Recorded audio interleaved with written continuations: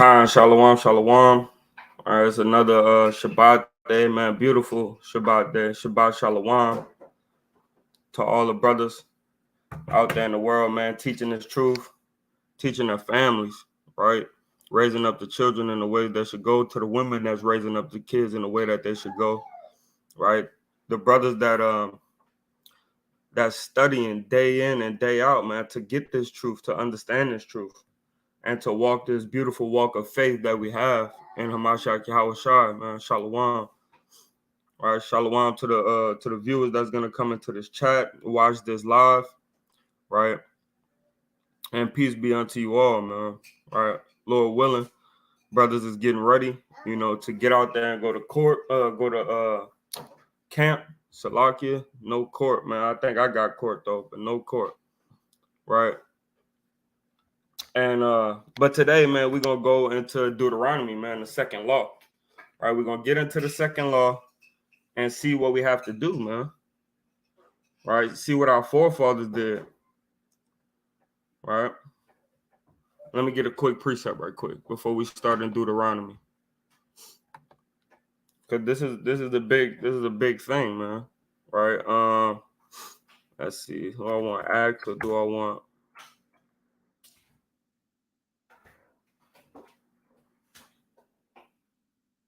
I either want Acts or I want Second Timothy. But let me see if I can find it in Acts.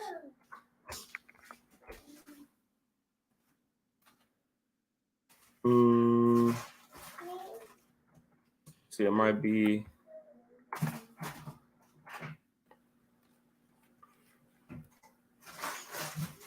Give me a second. Let's see if I can find it in Acts. If not, go somewhere else.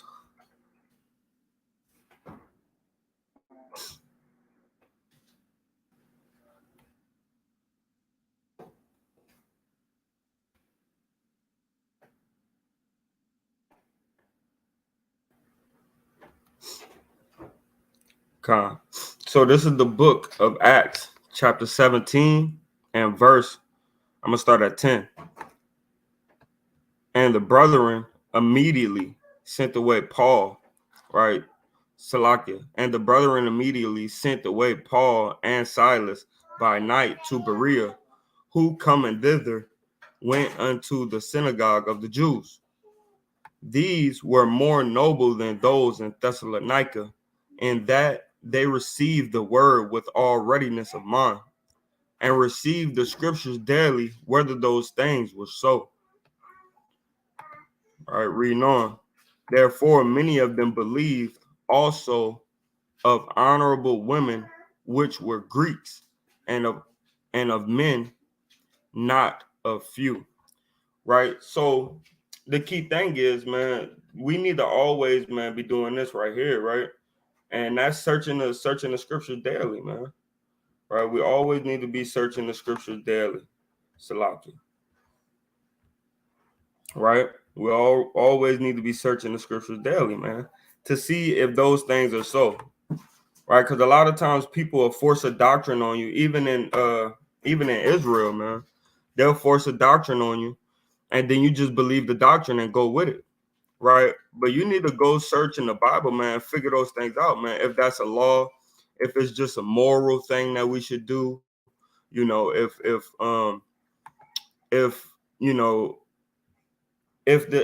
if they just trying to make a doctrine out of it and make you follow something that's not accurate, right? Like we got different camps saying that you can't have multiple wives, and it's not a thing that's expedient, but the scriptures is not against it. So if you tell me, and now you have people, quote unquote, committing adultery, men, committing adultery supposedly by getting another wife or a side piece, right? When really the scriptures tell you can have as many wives as you want.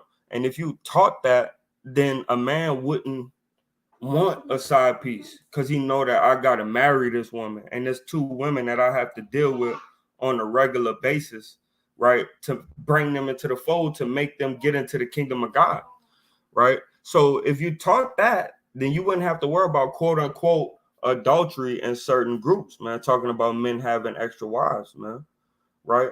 You wouldn't have to worry about somebody right celebrating the new moon on the full moon, man.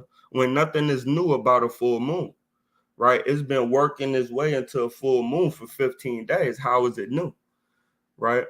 When the moon is dark and then it goes into that one speck of light, that moon is new, man. Right? That dark moon is new, man, because you got that one piece of light about to come in, right? It's called the new moon. If something diminishes and then get reborn again, that's called new, man. That's why the new year, right, is when everything is springing, right, and sprouting. You know, that's not why the new year is in the wintertime, man, like the world says, right? Because something is diminishing and then boom, it get reborn again and it becomes new, right? So make sure y'all studying, man, to show yourself approved, man, right? Let's get that right quick, and then we're going to get into the scriptures, man. Study that right quick. Get this right quick, and then we're going to get into the scriptures, right? So I'm going to start at 14. This is 2 Timothy chapter 2 and verse number 14. Of these things put them in remembrance, charging them before Yahweh, that they strive not about words to do no profit, but to the subverting of their hairs, right? So the Lord right here is teaching us, man, through our brother Timotheus, right? Is teaching us, hey man, put them in remembrance, right? Charging them before Yahweh to strive not about words to no profit. So you need to know that if you going back and forth about anything, which the scriptures always tell you, man, let's do all things without disputing or murmuring, right? If it's not profiting, if you talking a lot, right, about the new NBA finals, you know, or whatever's going on right now, the last baseball game and the baseball game to come and all these things, man, it has no profit, man. How are you going to get salvation through that, right? So he's letting you know, man, you know, don't strive back and forth about who's going to be the new MVP champ, man, right? You want to talk deeply on words that profit us, man, right? What law are we keeping? What law are the people breaking? Right? What law did man make up, and what law did God actually put in the Bible? Right? And it says, verse 15, study to show thyself approved unto God. Right? It don't say study to show yourself approved unto men, but we need to study to show ourselves approved unto men, because people think they know something and they know not. Right?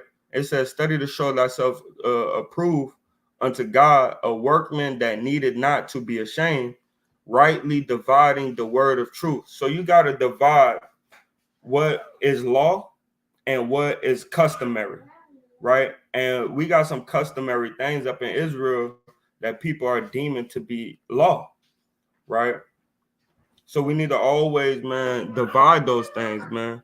And it reads on, it's the last precept. It says, but shun profane and vain babbling, for they will increase unto more ungodliness.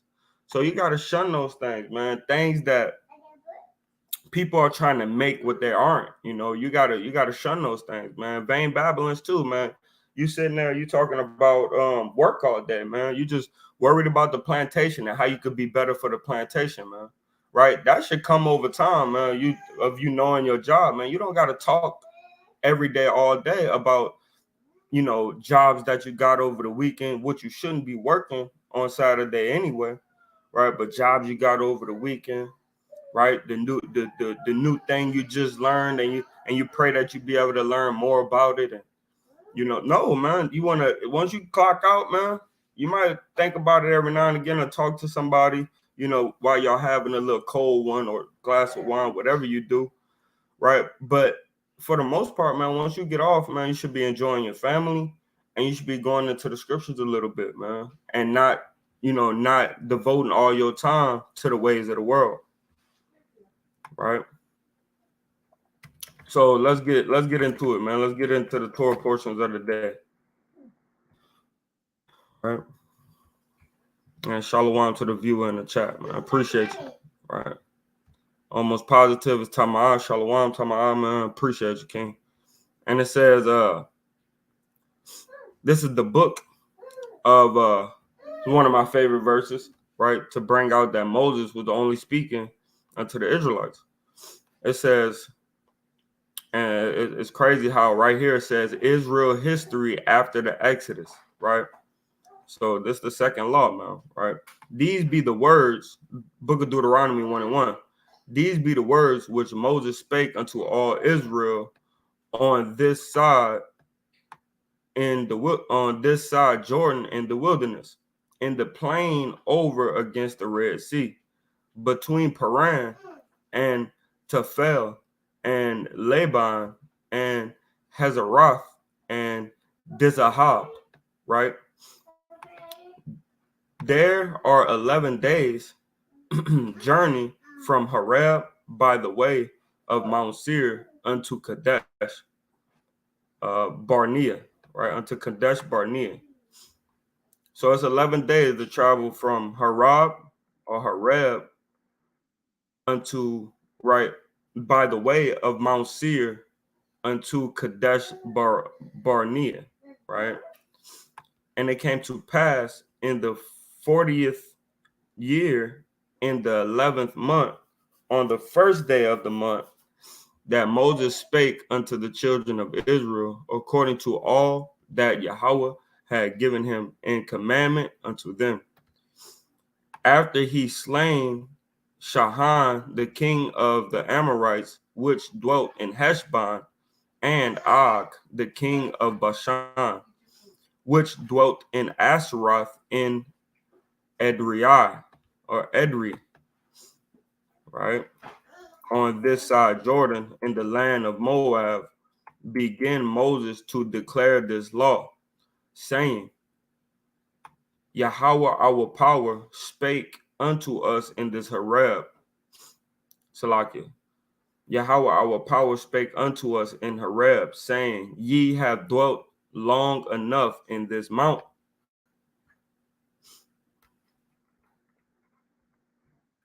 Turn you and take your journey and go to the mount of the Amorites and unto all the places nigh thereunto, in the plain, in the hills, and in the vale.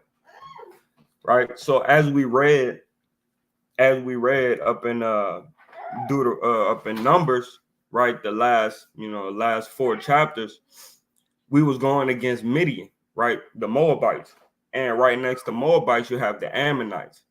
Now he's sending us into the land after the Amorites, right? And I believe in one of those chapters too, it talked about the Amorites that we had to take over, right?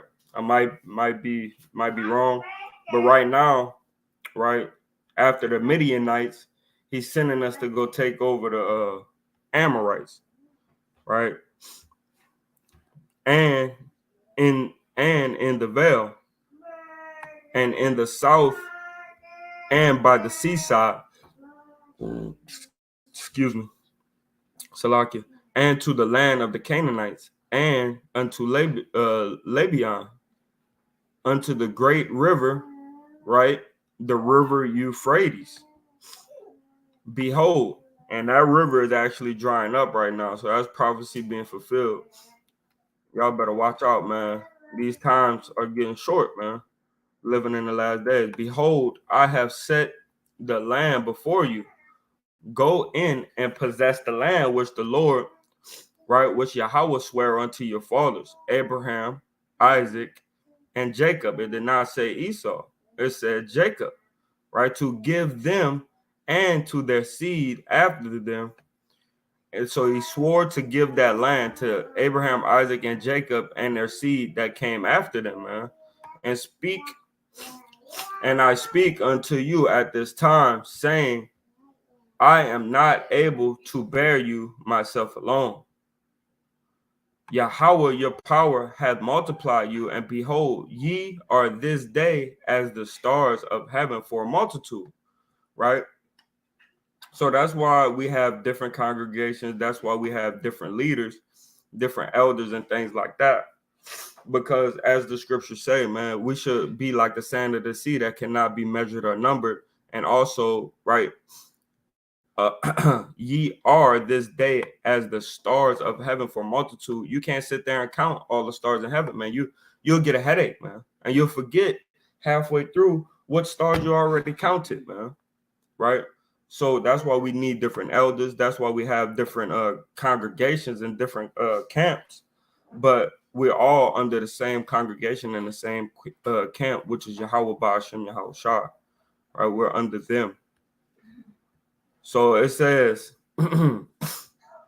Yahweh, our fathers, right? Yahweh, the power of your fathers, make you 1,000 times so many more as ye, so like as ye are, and bless you as he had promised you, right? Meaning bringing us into the land,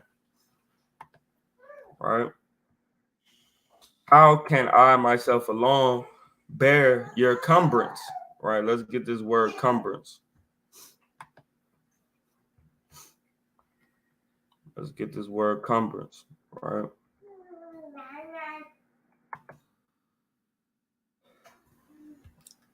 And it reads, Strong's H2960. TORAH. TORAH. TORAH, right? Or TARAK, right? In the paleo, it'll be closer to TARAK, right? Cumbrance, trouble, burden, right? Cumbrance, trouble, burden, right? Noun, masculine, it's a masculine noun, meaning burden, right? There become a burden unto me. I am weary of bearing, right? So this is what Moses is talking about, man, right? And he doubles down on it when we keep reading down. He lets you know that he's talking about a burden. That's what I thought it was, but it's always good to go know, man, to actually know what these words mean, man. Cumbrance, right? Why you being a cumbrance unto me, man? Right? And we could say that to one another, man. Or can you help me with my cumbrance, man? Right? So it's good to know these words, man. Right? How can I myself alone bear your cumbrance and your burden and your strife? Right? Moses, man, Moses going through it, man. Right? Take you wise men, right? And that's what we do here today. Take you wise men and understanding and known among your tribes. I will make them rulers over you. Right? So now we have rulers over you. Right? We have rulers over us, man. Right?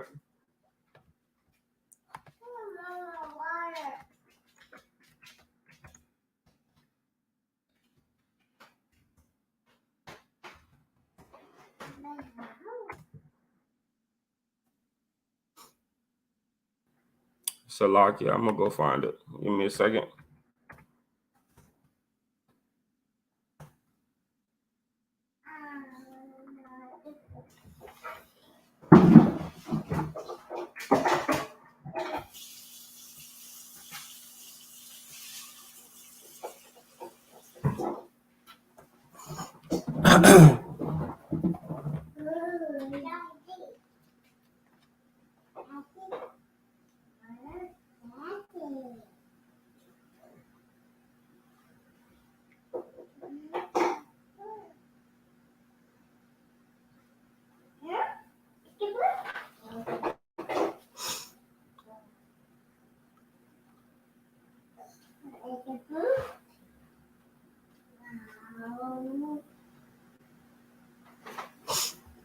My bad.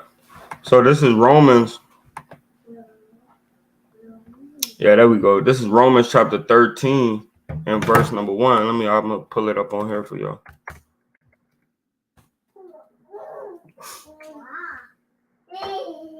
So it says, let every soul be subject unto the higher powers, right? The people that's above you, man, the people that's over you, people that have been here a little bit longer than you in this truth and have a renowned walk, right? A good walk with the Most High, man. right? It says, let every soul be subject unto the higher power, unto the higher powers, for there is no power but of God.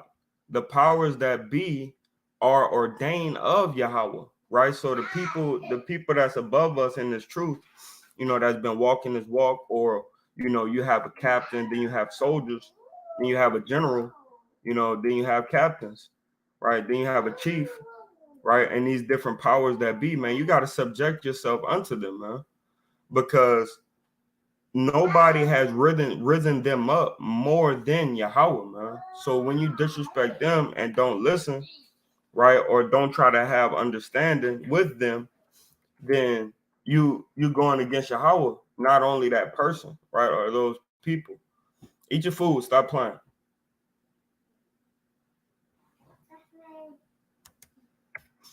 Right? So yeah, you're not only going against them, you're going against Yahweh, man.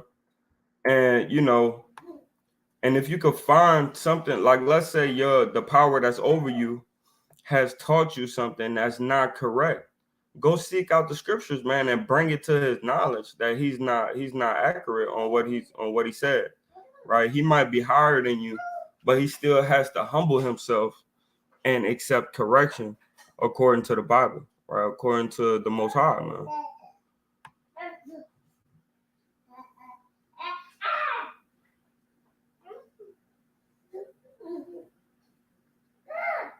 Let me see. All right, I think I was at 23, but I'm not positive. All right, and said unto you, come ye to the mount of the Amorites, which Yahweh your power doeth give it unto us. Behold, Yahweh thy power hath set the land before thee. Go up and possess it, as Yahweh thy power of thy fathers hath said unto thee. Fear not, neither be discouraged. And ye came near unto me, every one of you, and said, we will send men before us.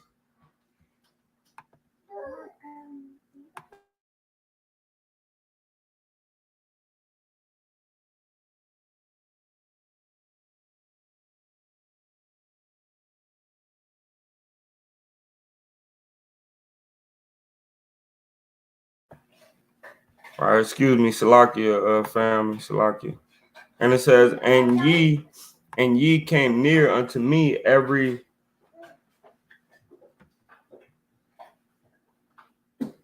okay. And ye came near unto me, every one of you, and said, we will send men before us, and they shall search us out the land. Right, which we did in Numbers, right? It's just a recap. And bring us word again by what way we must go up, and unto what cities we shall come. And the saying pleased me well. And I took 12 men, right? This is talking about Moses, what he did up in Numbers, right? I took 12 men of you, one of a tribe, and they turned and went up unto the mountain, and came unto the valley of Eshcol, and searched it out. And they took of the fruit of the land in their hands, talking about what we normally bring up sometimes, the kindergarten scripture, right? Where two men had to bear a cluster of grapes, right? And that's just one of those little funny looking things, where it's just one little cluster like that. But it was just so big that they had to put it on a staff and walk with two men having it. So that was like watermelon size, right? And brought it down unto us, and brought us word again, and said, it is a good land which Yahweh our power doeth give us. Notwithstanding, ye would not go up, but rebelled against the commandments of Yahweh your power. And ye murmured in your tents, and said, because Yahweh hated us, he hath brought us forth out of the land of Egypt. right? So Moses put doves on it, man. Moses put doves on it, man. Right? Because in Exodus and in Numbers, they didn't say, well, they might have said it, man, but it says that did Yahweh or did you, Moses, bring us out of the land of Egypt just to kill us, man? Right? So, hey, man, look, you know what I mean? They got doves put on this, man, because they feel like the Lord hated them, man. And the Lord loves us forever, man. Even though He judge us, man. Even though your parent whoop you, they gonna go in their room and cry if they don't cry in front of you, right?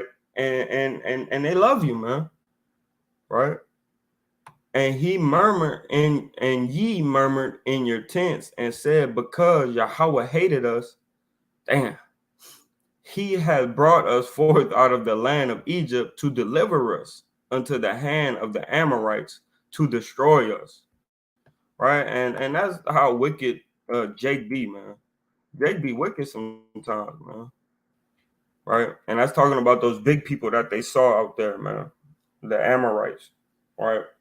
Not the Ammonites, but the Amorites. They said they was big, man, right? And they complained about it because they was great men of stature, right? 8 foot, 7 foot, 9 foot. You know, there was some big guys over there, man. In Eshcol, right? Whether shall we go up? Our brethren have discouraged our hearts, saying, the people is greater and taller than we. The cities are great and walled up to heaven. And moreover, we have seen the sons of Anakims there, right? And the Anakimites, right, was those huge guys, which was also Amorites, right? Africans. Then said I unto you, dread not, right? Don't be scared, neither be afraid of them, right? Because now Moses got to give them a dang pep talk because Yahweh already promised us. While we having this conversation, I just wanted y'all to go over there to check out if it's really plenteous and it has the fruit that he says and the honey that he says and the milk that he says, right? That's why I'm sending y'all over there, man. I'm not sending y'all to worry about these giants and great men, right? See the land, see if it's good, because we're going to take it, because the Lord said we're going to take it, right?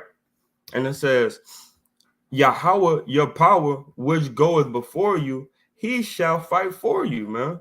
He's going to give you the power. He's going to give you the spirit to conquer these nations, right? According to all that he did for you in Egypt before your eyes. Like you brothers still don't have faith. Hold on, give me a second.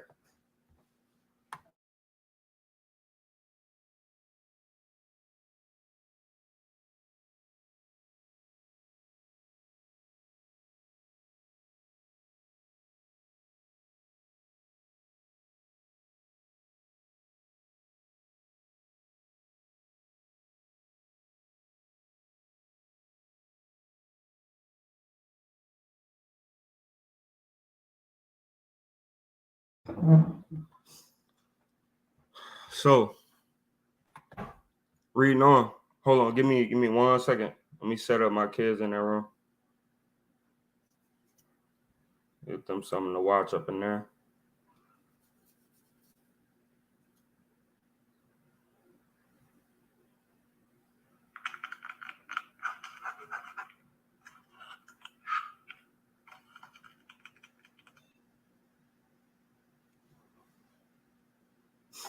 All right. I'm going to start at 30.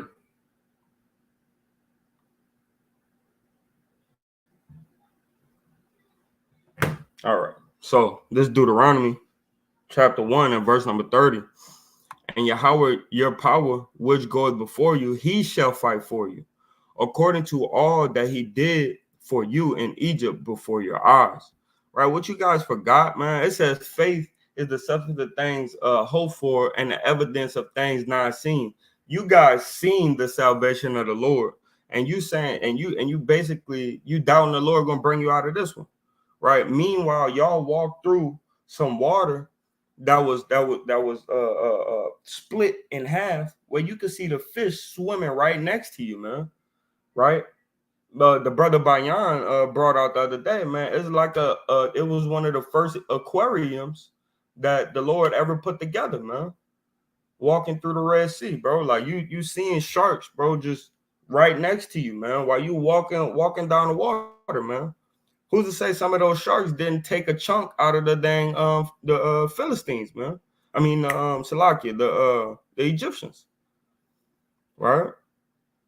So man, y'all actually saw this, man. We got the evidence of things hoped for, right? And the substance of things not seen, or the opposite, however that goes.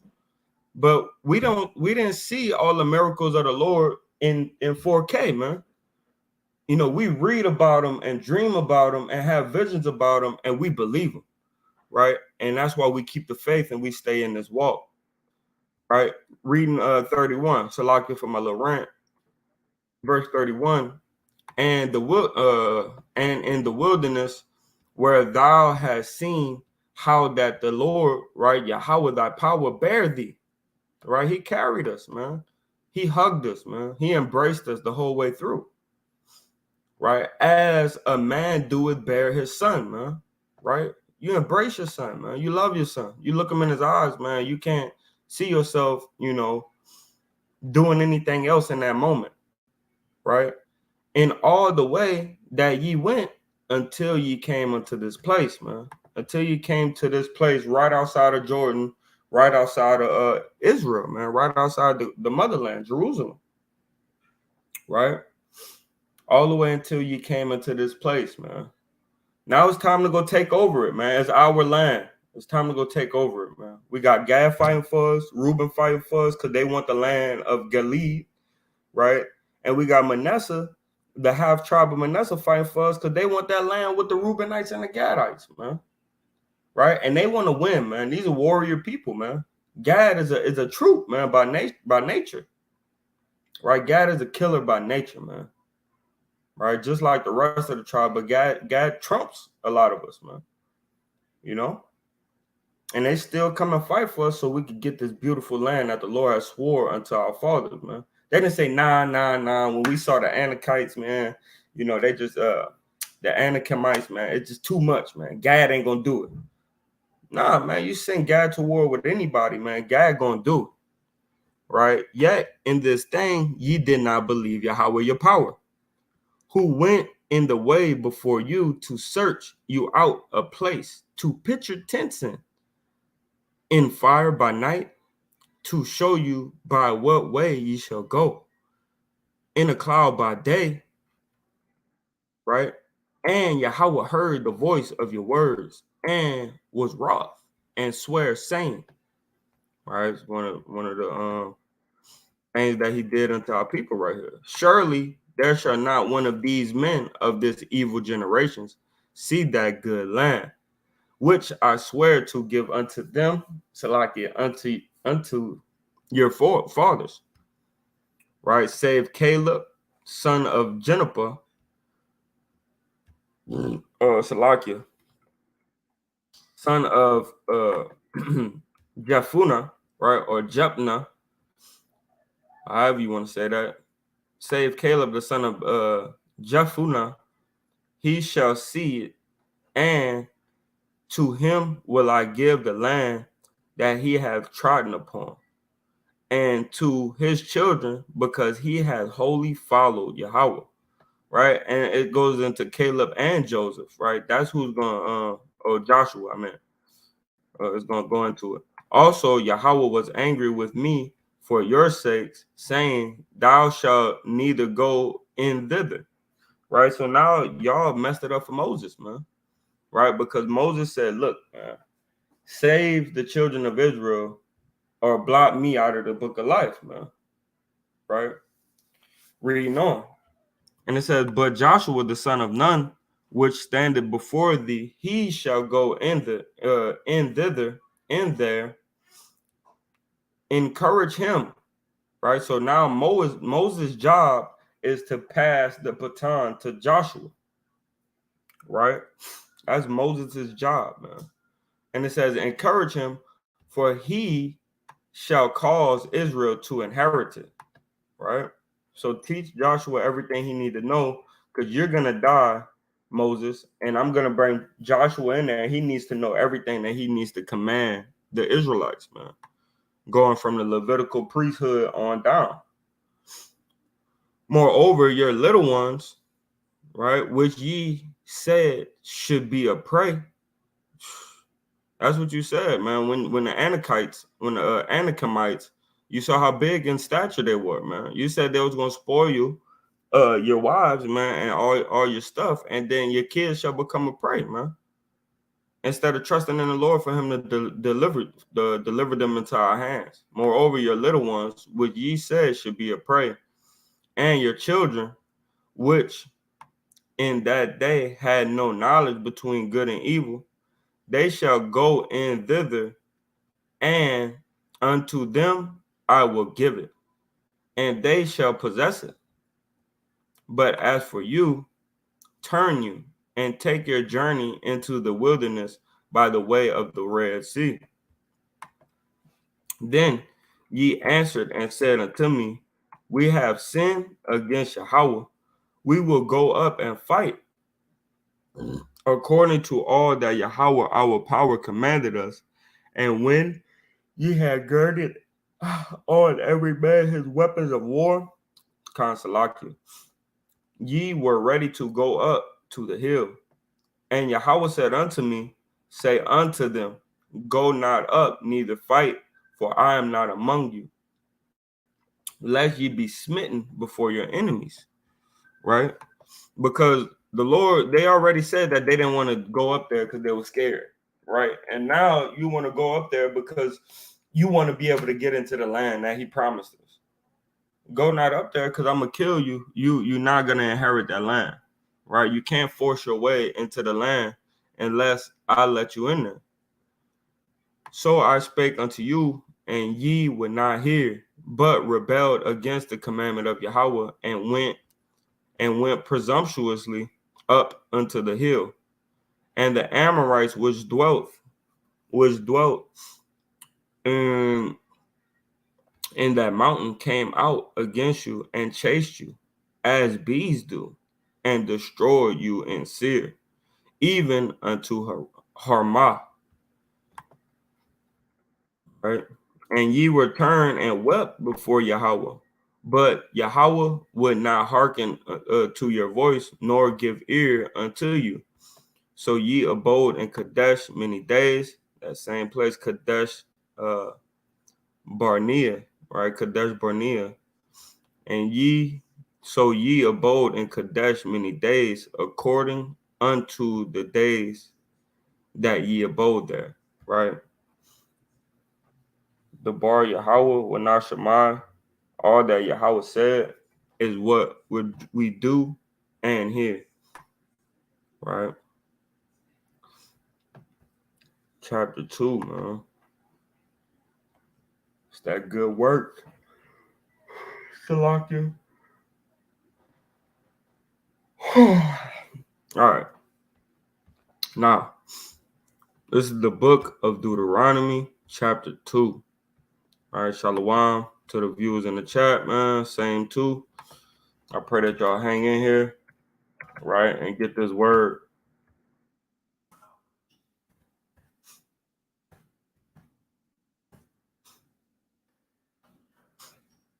Hope y'all stay in here and get this word. Then we turn, and this is Deuteronomy 2:1.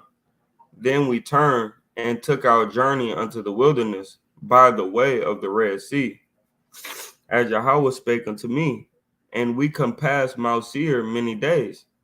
And Yahweh spake unto me, saying, ye have compassed this mountain long enough. Turn you northward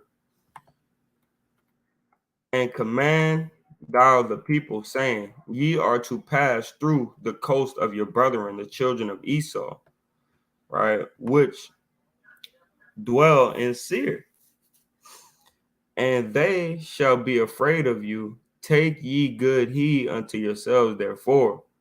Meddle not with them, for I will not give you of their land. No, not so much as a foot breadth, right? 12 by 12, man. Not as much as a foot breadth, man. because I have given Mount Seir unto Esau for possession. Ye shall buy meat of them for money, right? That ye may eat, and ye shall also buy water of them for money, that ye may drink, right? And now we do that on a daily basis, man. We buy meat from Esau, and we buy money from Esau, man, that we could eat and that we could drink, man. Right? So we was passing through that land, just like we passing through this land, America, man. Just like our brothers up in Haiti is passing through that land, man. Just like our brothers in London is passing through that land, man. It's not somewhere where we staying at, man. We're not gonna live here for forever and ever and prosper, man. Right? This is a place where we're passing through, man. Trying to get through Esau, man. Buying our meat and our water for money, man. For Yahweh thy power hath blessed thee in all thy works of thy hand. He knoweth thy walking through this great wilderness, right? Meaning he didn't forget the amount of pressure that he put you through, right? So you could get what was promised unto you, right? Even though it's your children that's getting there and you have passed away, right? That's still you receiving that land. Reading on, these 40 years, Yahweh thy power hath been with thee. Thou hast not lacked, right? Thou hast lacked nothing. Excuse me. And when ye pass from by our brethren, the children of Esau, and Lord trying to prepare them for the Edomites, man. Because the Edomites hey, man, they're wicked people, man. So he trying to prepare us to go through this land that Esau is occupying, man. Don't try to move there. Don't try to stay there. Just go through, get your water, get your meat, go through the land so we could get to where we need to go, right? To our inheritance. But the Lord is trying to prepare us, man, because he know how vile and how wicked Esau is, man. Right? And he know that Esau wants to kill us, right? Like he does in America and these different nations every day, man. Every 28 hours, an unarmed black or brown man is getting gunned down by the police, right? And you know, that's just a rough estimate, man. It's probably way more than that. That's probably just what they give us online, right? And when we pass by from our brethren, the children of Esau, which dwelt in Seir, through the way of the plain, from Aloth and from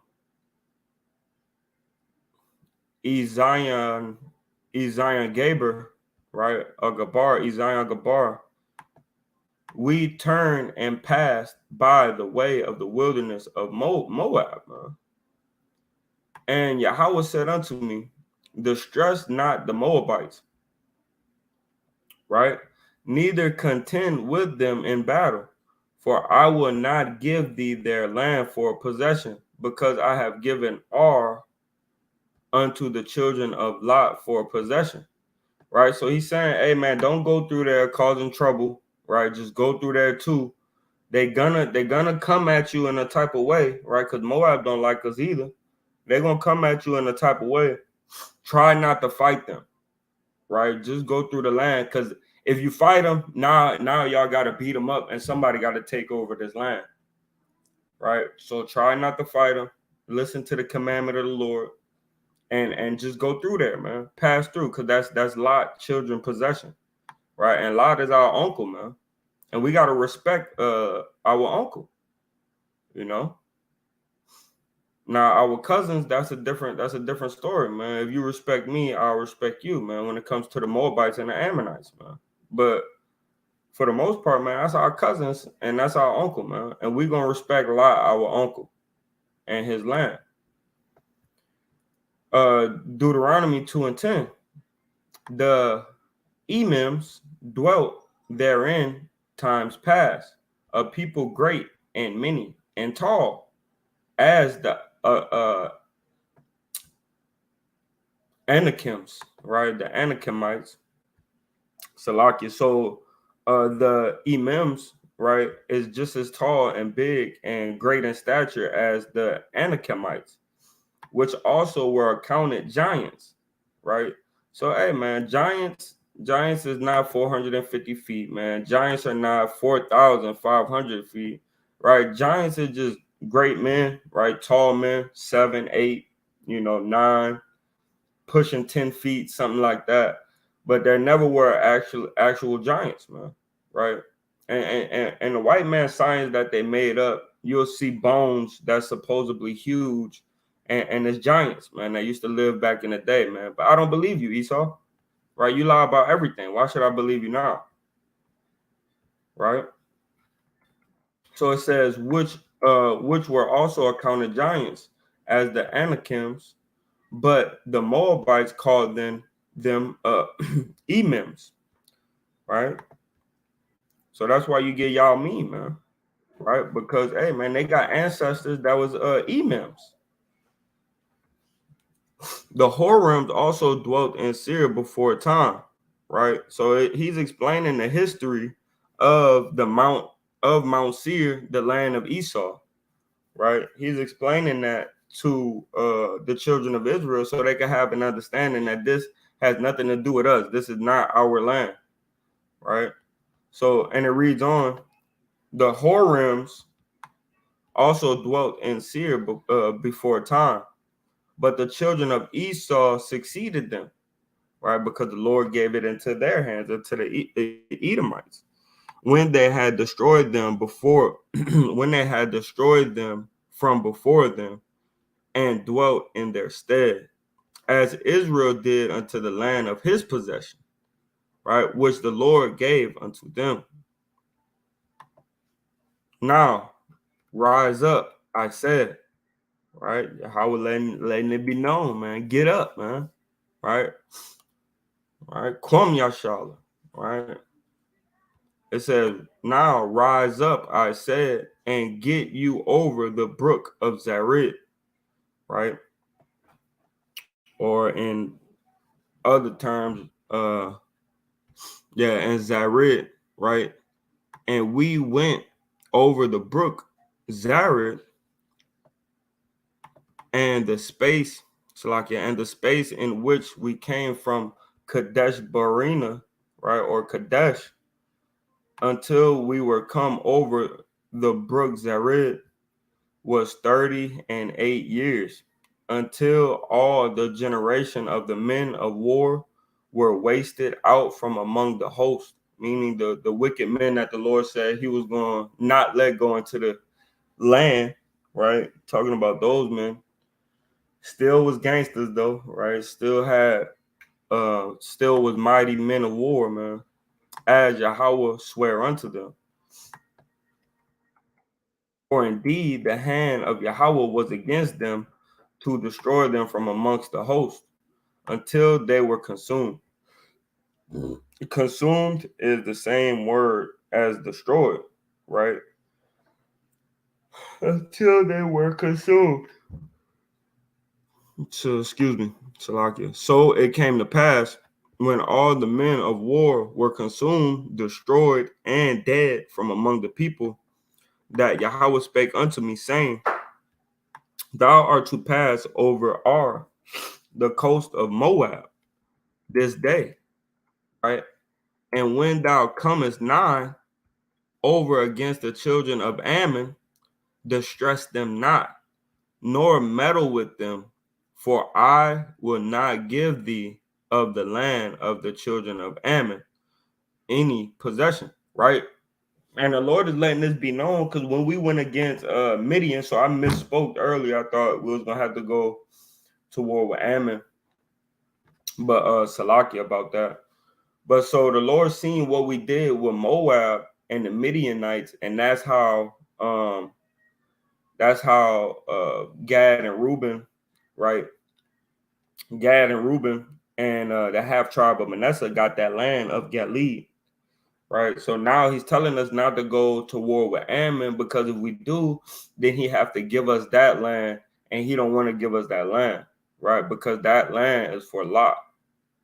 And he said, because I have given it to the children of Lot for a possession, that also was accounted a land of giants. Giants dwelt therein in old time, and the Ammonites called them Zamzumians. Salakia. Zamzumims. Zamzumims, right? A people great and many and tall as the Akims, right? So just like the Emims, the Zanzumims is was tall, right, and many, right? We were the few, man, of numbers, right? As the Akims, Anakims, my bad, but Yahweh destroyed them before them, and they succeeded them and dwelt in their stead. So he explaining, man, if you go to war with a people, man, and you take over them, you gotta inherit that land. You gotta take up that land, man. As he did to the children of Esau, which dwelt in Seir, when he destroyed the Harims before them, and they succeeded them and dwelt in their stead even unto this day, right? And that's why the Mount Seir is their mount, right? And the Avims, which dwelt in Hazarim, even unto Hazah, the uh the Capharims, or Cap the Captorims, however you want to say that word, which came forth out of Captor, right? Destroyed them and dwelt in their stead. Rise ye up, take your journey, and pass over the river Salakia.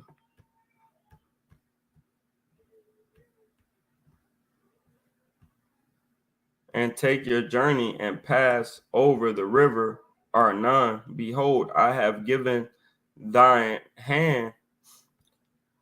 Behold, I have given into thine hand Shihan the Amorite, king of Heshbon, and his land, being to possess it and contend with him in battle. This day I will begin to put the dread of thee and the fear of them upon the nations that are under the whole heaven. So the Lord, right, wanted us to get it in with the Amorites, because he wanted to show how much of a Lord of hosts he is, man. The Lord of armies, or ruler of armies, he is, man. And now he's about to put the fear of us into the whole earth, man. Who shall hear report of thee and shall tremble and be in anguish because of thee? I sent messengers out of the wilderness of Kedemoth, Kedemoth, however you want to say that, unto Shahan, king of Heshbon, with words of peace, saying, let me pass through thy land. I will go along by the highway. I will neither turn to the right hand nor to the left. Thou shalt sell me meat for money, and that I may eat, and give me water for money, that I may drink. Only will I pass through on my feet. As the children of Esau, which dwelt in Seir, and the Moabites, which dwelt in Ar, did unto me, until I shall pass over Jordan. Salakia. Did unto me until I shall pass over Jordan unto the land which Yahweh our power, right, give us. But Shahan, king of Heshbon, would not let us pass through, right? Would not let us pass by him. For Yahweh thy power hardened his spirit and made his heart abstinent, that he might deliver him unto thy hand, as appeared this day, right? Meaning it happened, right? Let's get this word right quick.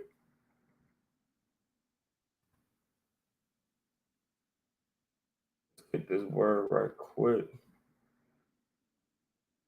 Abstinent, right? Or obstinate. get this word right quick. Come on, man. Don't start tripping on me now. All right? Don't start tripping on me now. Strong's H 553. Amates. Amates. Amazed, right? Strengthen, courage, strong, courageous, harden, speed, stronger, confirm, establish, fortify, increase, right? To be strong, alert, brave, stout, bold, solid, right? To make firm, right? Assure, right? Strengthen oneself, confirm oneself, persist in, prove superior to, right? To prove superior to, right?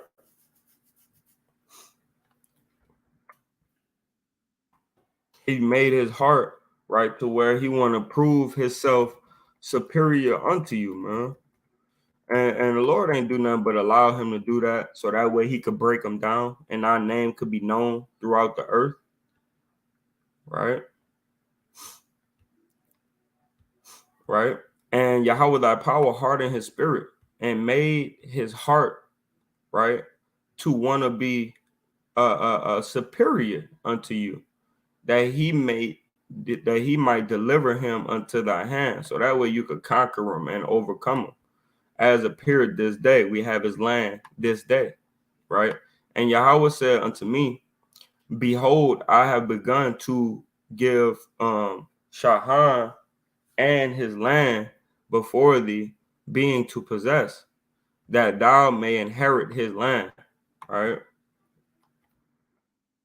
And Shahan and Sihon came out against us, he and all his people, to fight at Jahaz. And Yahweh, our power, delivered him before us, and we smote him and his sons and all his people, right? And we took all his cities at that time and utterly destroyed the men and the women and the little ones. Every city we have left none to remain. And you know what I think is going on right now, man? This is Yahweh, right, through Moses explaining to Caleb and Joshua what exactly happened once again, right? Just to give them a briefing, because repetitive people, and we need to hear things more than once and see things more than once to remember it, right? So I really believe that this is Moses talking to the elders and to to Joshua and Caleb, and letting them know all this stuff again, man. So it's just to kind of beat it into their head, so now they know how to explain it when they teaching the young ones that come up under them, man. Right? And that's me kind of reading into it a little bit, right? But it seems like that's what it is. He called the elders, right, so they could help him, right, help the Most High. And then we already know that Caleb and Joshua is the next two to come, so it had to be them plus the elders that he called in, and he's teaching them this thing one more again, right, before he pass on. And it says, verse 33, and Yahweh our power delivered him before us, and we smote him and his sons and all his people. And we took all his cities at that time and utterly destroyed the men and the women and the little ones of every city. We left none to remain. Only cattle we took for prey unto ourselves, and the spoil of the city which we took from. Right, but they did take more than that, and the Lord commanded them to kill what else they took. You know what I mean? So they just kept the cattle and the spoil, man. Right. From Harar, which is by the brink of the river of Arnon, and from the city that is by the river, even unto Galilee. There was not one city too strong for us, and Yahweh our power delivered all unto us.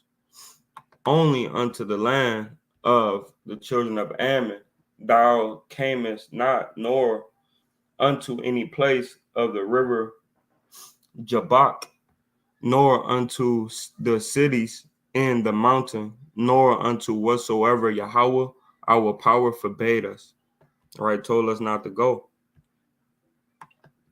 So yeah, man, right?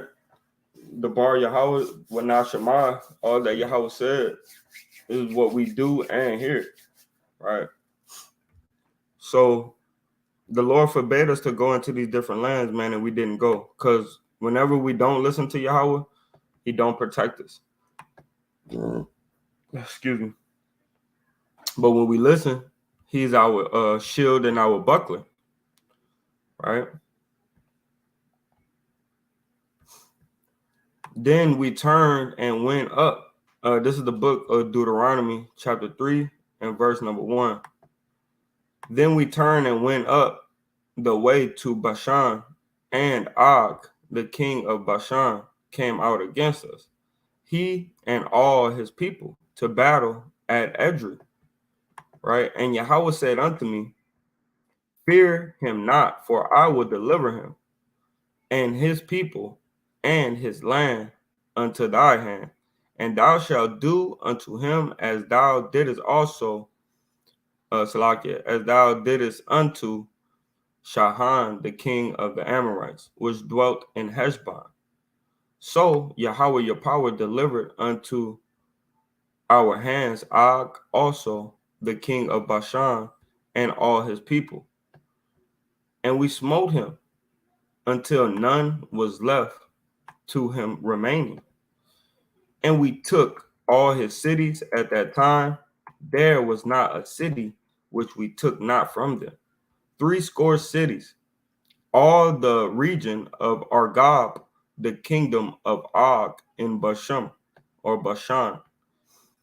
All these cities was fenced with high walls, gates, and bars, besides unwalled towns a great many, right? So they had unwalled towns a lot. And then you had these couple cities where it was walls great and high, where the men of renown of this nation was sitting, right? And we utterly destroyed them, the ones on the outside and the ones on the inside, as we did unto Shahan, the king of Eshban, utterly destroyed the men, women, and children of every city. But all the cattle and the spoil of the cities we took for a prey to ourselves. And we took at that time out of the hand of the 2 kings of the Amorites the land that was on this side Jordan, from the river of Arnon unto the mount of Hermon, which Hermon the Syrians, right, called Syrians, right? Give me 1 second. I want to see what's going on with these Syrians, right?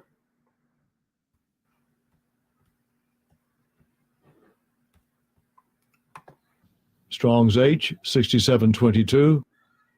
Sidoni. Sidoni, right?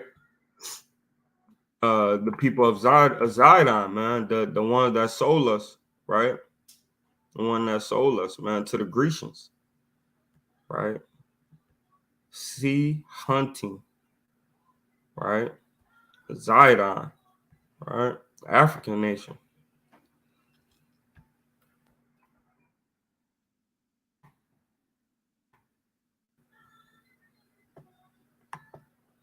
All right. And then and the Amorites called it Shinir. All the cities of the plain and all Gilead and all Bashan unto Salakha, and Edrei, the cities of the kingdom of Og in Bashan.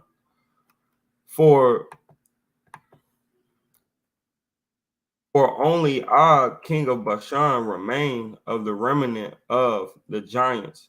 Behold, his bedstead was a bedstead of iron. Is is it not in Rabbath of the children of Ammon? 9 cubits was the length thereof, and 4 cubits the breadth thereof, after the cubits of a man. So, back in the day, we made our bed as big as we needed for us to lay down comfortably. It wasn't like, you got a California king because you want 3, 4 people to sleep in one bed. No, all our beds was big enough, for one person, you know. So it's explaining that 9 cubits, right, is 18 inches, 18 inches a piece, I believe, right? Which is your forearm. And 18, right, times 9, that'll be 13 feet, right? So this guy was, somewhere around that height range, right, of being 13 feet tall, with the arm span about 4 feet, right? 4 or 5 feet. So not probably longer than that. It says 4 cubits the breadth thereof, right? But his arm length would be a little bit shorter than this, but 4 cubits thereof, meaning it had to be somewhere around, right? Let's see, somewhere around 6 feet, right? Long, his arms. The breadth length got to be somewhere around that. And his land, right? Salakia. 9 cubits was the length thereof, 4 cubits the breadth thereof, after the cubits of a man. So they measured him, 13 feet tall, 6 feet breadth of arm length, right? So that had to be his measurements, right? And this land which we possess at that time from Aurora, which is by the river Arnon, and half Mount Galilee, and the city thereof I gave unto the Reubenites and to the Gadites, right? And yeah, they got Galilee, man, right? And the rest of Galilee and all Bashan, being the kingdom of Og, I gave unto the half tribe of Manasseh, all the region of Argob, with all Bashan, which was called the land of giants, right? Because it was called people. And see, Moses doing a brief recap, man. Doing a recap, man. Right? That's why this is called the second law, man. It's just a recap.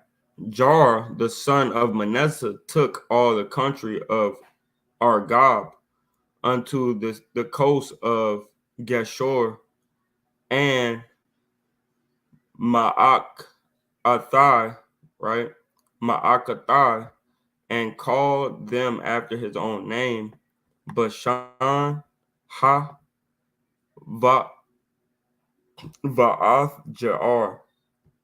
So Bashan, Ha, right, which would be and or the, right? It says Basha'an, Havath Gr.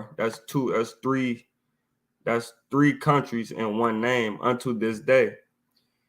And I gave Galilee unto Mechir, and unto the Reubenites, unto the Gadites I gave from Galilee, even unto the river Arnon, half this valley, and the border, even unto the river Jabka,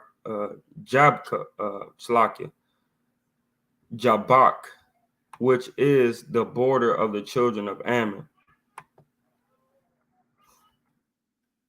The plain also, and Jordan, and the coast thereof from Chinnerith, even unto the sea of the plain, even the salt sea under Ashdoth, Pisgah eastward, right? And I believe that's two cities in one too. Ashdod and Pisgah, two cities eastward. And I command you at this time, saying, Yahweh, your power hath given you this land to possess it. Ye shall pass over armed before your brethren, the children of Israel, all that are meet for war, right? All that are good at going to war, right? Or ready to go to war. But your wives and your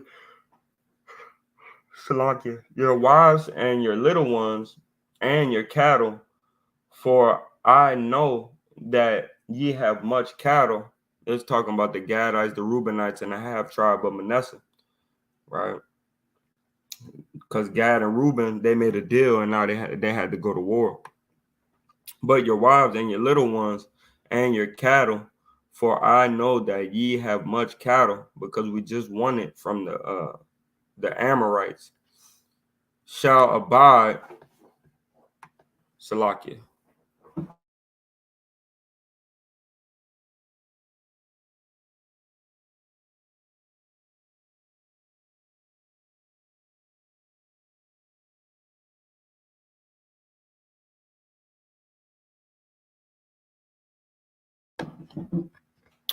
shall abide in your cities which I've given you. Talking about Bashan, Gilead, uh, Jar, uh, Vahath, right? These different cities that we had conquered, and Gad and Reuben wanted to possess it because of the cattle that they had, and they had much cattle, right? Until the Lord given us rest, Salakia, until the Lord had given us rest unto your brethren, Salakia, until Yahweh have given rest unto your brethren, as well as unto you, and until they also possess the land which Yahweh your power have given them beyond Jordan, talking about Jerusalem, and then shall and then shall you return. So until they get the land that the Lord promised our forefathers, and then shall you return every man unto his possession, which I have given you. Because Gad, Reuben, and the half tribe of Manasseh already gotten their inheritance on the outside of the land of Jerusalem, of the land of Canaan, right? And I commanded Joshua at that time, saying, Thine eyes have seen all that Yahweh your power had done unto these two kings. So shall Yahweh do unto all kingdoms, whether thou pass it. Right? Ye shall not fear them, nor Yahweh Shalakia, ye shall not fear them, for Yahweh your power, he shall fight for you. Right? And that's why David was so mighty, man. David went into all this history, and he wrote the law, and he wrote the law twice, which means he had to read it twice, right? And he knew all of this, man. And that's why when well, first of all, he went through the law because even when he was a child, he knew that Yahweh gonna fight for us, man, right? We ain't fearing no Philistine. I ain't fearing no Philistine because my God is greater than you, right? Roughly paraphrasing what David has said. And I besought Yahweh at that time, saying, Yahweh, oh Yahweh, thy power, thou hast begun to show thy servant thy greatness and thy mighty hand. For what power is there in heaven or in earth that can do according to thy works and according to thy mind? Right? Let me get something right quick. One of my favorite chapters inside, right? Right? Let me get this right quick. One of my favorites, man.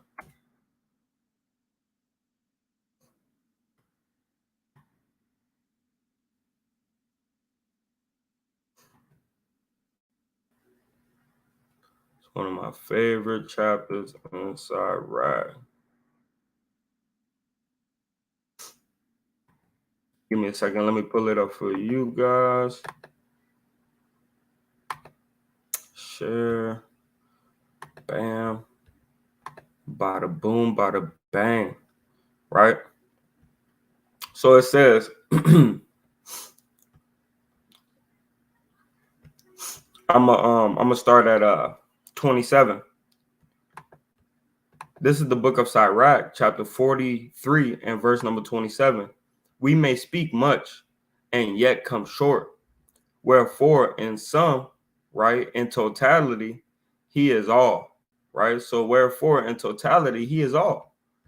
How shall we be able to magnify him, talking about Yahweh, for he is great above all thy works, right? Same thing we're reading about in Deuteronomy chapter 3, right? The Lord magnifies his own self, man, with his works.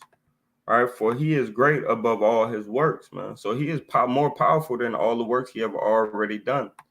And we're reading some of his terrible works right now today. And Yahweh is terrible and very great and marvelous in his power, right? To turn one person's heart to want to be superior unto another person, to give you different diseases and things like that, and still make your heart hard to where you don't let his people go, right? To bring an east wind for a whole day, right? Or a couple days. I forget exactly. I believe it was a whole day, right? And bring an east wind so that the sea could split, right? This power, right? Our power, Yahweh, is more great, right, than any other power, man, and marvelous in his power. And this is for us, man, and all the brothers that was also walking through the wilderness, and these brothers that made it into the land to possess it. Right, this is for all of us. When you glorify Yahweh, right, when you're doing the work of the Lord, right, exalt him as much as you can, right? For even yet will he far exceed, right? Because the Lord still ain't show all his power yet, man. He still got more power to show on this earth, right? And that's a whole nother destruction, man. Whereas World War III, right? And then you have basically the apocalypse, man. Where God gonna show his power, man, through his chariots, man. Shooting them, pew pew, lasers everywhere. It's gonna be a takeover, man, an invasion, right? What they would call an alien invasion, and he's gonna show his power, man. And it's gonna be more marvelous than any movie that you ever saw in your life, man. Right? It's gonna be beautiful, and not beautiful in the eyes of the so-called white man, beautiful in the eyes of a redeemer, and it's people that need to be redeemed. And when ye exalt him, put forth all your strength and be not weary, for ye can never go far enough, man. Right? Hey, man. You see what it say, man. You got to glorify the Lord, man, because the Lord is good. He could glorify his damn self, right? But he chose us to help glorify him, man, right? In all his power and his glory, right?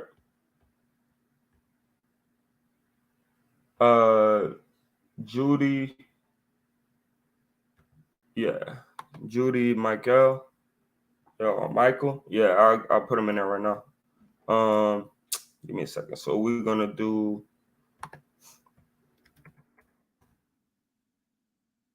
This is chapter 1 to chapter 3. All right, chapter 1 to chapter 3. Then we got I believe we have Salakia. Let me get it for you. Salakia is real. Be patient with me.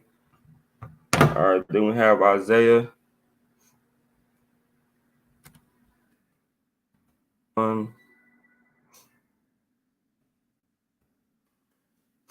Isaiah chapter 1 to 27. And then we have Matthew 24. Right? Chapter 1 to 22.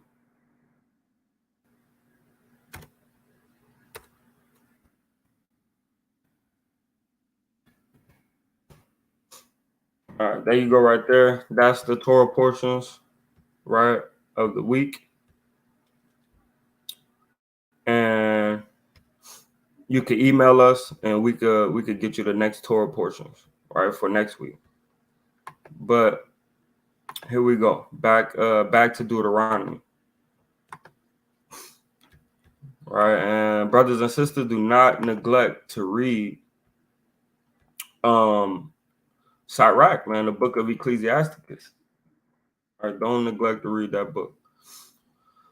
Reading this again, right? Deuteronomy 3 and 24. O Yahweh, thy power, how thou hast begun to show thy servant thy greatness and thy mighty hand. For what power is there in heaven or in earth that can do according to thy works and according to thy might? I pray thee, let me go over and see the good land that is behind Jordan, that is beyond Jordan, that goodly mountain and Lebanon. But Yahweh was wroth with me for your sakes. Right? Moses pleading with him to see this land, man, but he saw it afterwards, right? But he didn't see it then. Salakia. But Yahweh was wroth with me for your sakes, and would not hear me. And Yahweh said unto me, Let not, let it not suffice thee, right? Salakia. Let's get this word suffice. Let it not suffice thee, right? Let it let it suffice thee, right? Means much, many, great, right? Many abound in, more numerous than, abundant, enough, greater than, right? So let it not be greater than thee, right? Don't let the land be greater than you, Moses, right? Because the work that I work through you is going to be remembered till the end of time. You will be one of the greatest men in Israel until the kingdom come and after, right? Lord willing, and after. Lord willing, we still hear about the works that Moses did, man. And we go holler at Moses, right? And talk to him and finally be able to meet Moses face to face, man. Lord willing, man. Right? And he said, but the Lord was wroth with me for your sakes and would not hear me. And Yahweh said unto me, let it not suffice thee. Let it not be greater than you. Speak no more unto me of this matter, right? It is what it is. I already said what it is, man. But don't worry about it, man. You are one of the greats forever, man. Now I pray that Moses, man, even hears me now, man, or will understand that I'm one of those ones, man, that actually loved him, man, and reverenced him and really held him in a high regard, man. Because out of the humblest man that ever walked the earth, man, the Lord exalted him so much, right? By Hashem Yahushua.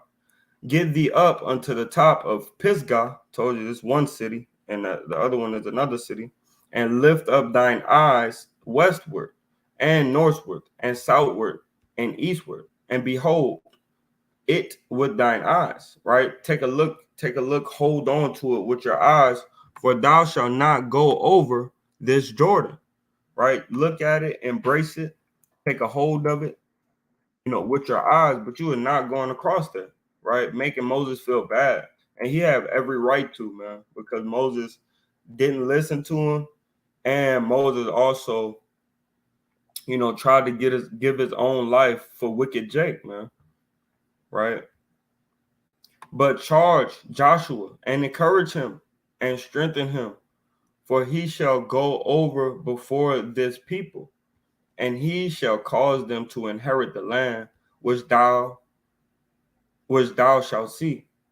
So we abode in the valley over against Beth Peor. Right. So that's it on the law. Right. the bar Yahweh with Nashemai, all that Yahweh said is what we doing here. I believe that's how you said it. One of the elders will correct me eventually if I'm saying that wrong, but I believe it's the bar Yahweh with Nashemai, all that Yahweh said is what we doing here, right? So we abode in the valley over against Beth Peor, right? That's the end of the law, right? The second law, all praises to the Most High. We see Moses explaining it to the elders and explaining it to the young lad that's growing up, Caleb and Joshua, right? So let's get into it. We're gonna go into Isaiah, right? Isaiah chapter 1, I believe I said. Chapter 1, and we're gonna get it in. We're gonna get it in. All right, let me get my book out. I might have some precepts I need to go into, or we might just go through it. We'll find out.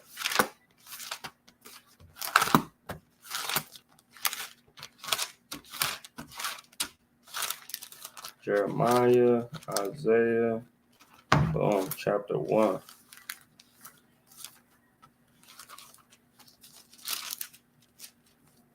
All right.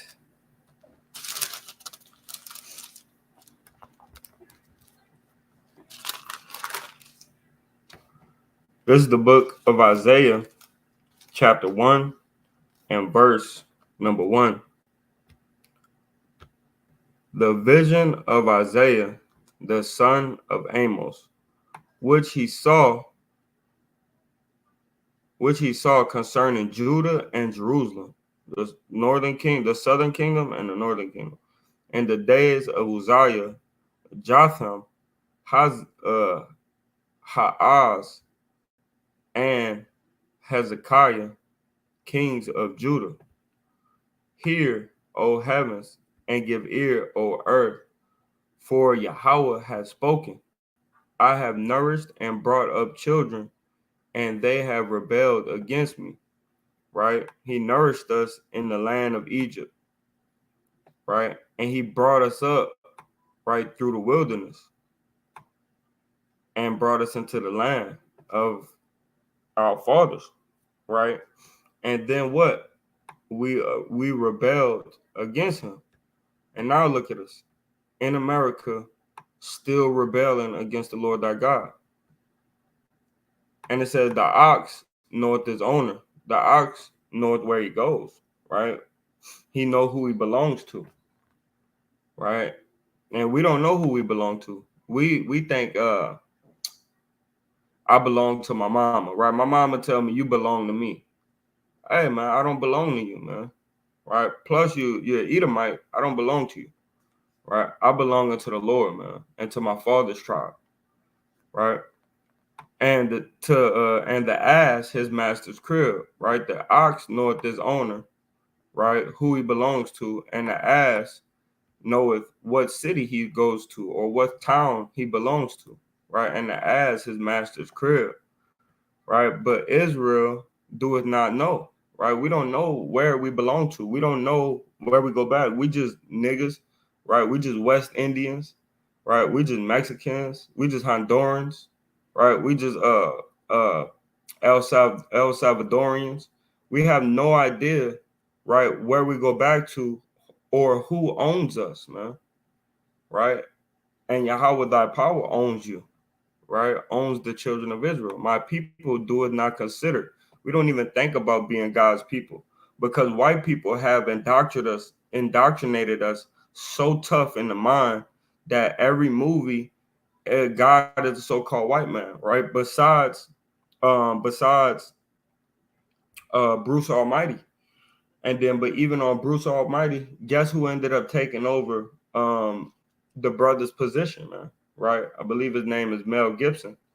Guess who ended up taking over his position? The so-called white man. It was symbolic in telling you that the real God of the Bible is a black man with white woolly hair, and the white man, which would be whoever that guy is, man, that played Bruce Almighty. right? That is the stiller, man. That's somebody that stole, right, the image of our God to where we don't even consider, man, because all movies, all shows is the so-called white man being God, being David, being Daniel, being uh Hezekiah, man, being Samson, right? We got the damn Samoan being Samson, man, right? And if they could, they would have put a white man doing that, man, right? So we know that this programming got us to where we don't even know where we come from, and we can't go past 1619, man, as black folks, right? And as Hispanics, they don't go no further than 1800s, man, right? They can go back further, but they don't look up their history further than the 1800s, man. And you'd be lucky to find a Issacharite or a Zebulonite just off the streets that go into their history past the 1800s, man. They don't even know that they were slaves, man. A lot of Hispanic, right? His Spanish people, Puerto Ricans, right? They kind of know a little bit more because they, you know, they you know, they on that side where they try to find out some stuff. But the Hispanics, man, the Zebulonites, the Issacharites, right, the Naphtali, right, they don't go past the 1800s, man, to figure out their history. When their history started with our history, man.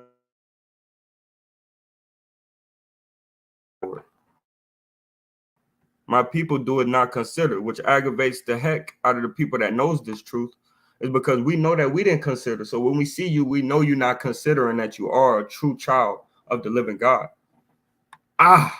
Sinful nation, a people laden with iniquity, right? You just oversaturated with sins, man. A seed of evildoers, man, right? You grow up as children, man, get to a certain age, right? And you just start being an evildoer, man. Ready to kill your brother, smoking blunts, ready to put lead in somebody, right? Playing with your guns, making sure it's oiled up to where you could do this, children that are corruptors, man. That way you could go corrupt your brother, put one in him, rob his house, fornicate with his wife, right? Commit lewd acts, adultery, right? False witness, a talebearer, right? Children that are corruptors, they have forsaken Yahweh, right? We have forsaken Yahweh because we have forgotten his law, man. We don't want to do his law no more, right? They have provoked the Holy One of Israel unto anger. They are going away backwards, man, right? And the scriptures tell you, man, that I believe is let me go grab that right quick. And this is the main person, man, and that's why the Lord try to warn us, man, not to go in the ways of our brother, man. Right? Let me see. I think it's Hosea 4, right? The last couple verses.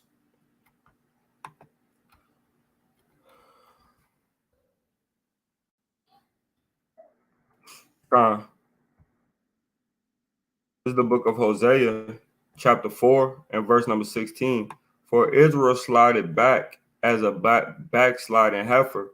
Now Yahweh will feed them as a lamb in a large place.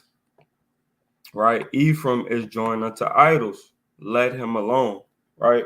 Because the northern kingdom, man, they always was a backsliding heifer, man. Always going into dumb idols, man. And then it says the Lord will feed him as a lamb in a large place, man. Right? Everywhere you go, right? The the Israelites, right? The northern kingdom, they have many damn idols, man. You got Santa Maria, the damn Mother Mary, the one god that always has a skeleton face and it's a lady, a sexy lady or whatever. Then you have Saint Paul, Saint Peter, Saint James, Saint John, Saint Jude, and they pray to all these saints. Hey man, Ephraim, right? The 10 tribes, man, they join unto idols, man. They don't know how to just serve one God, man. They keep on going into all these different gods, man. Right? Let's go back. Let's go back to Deuteronomy. Back to Isaiah.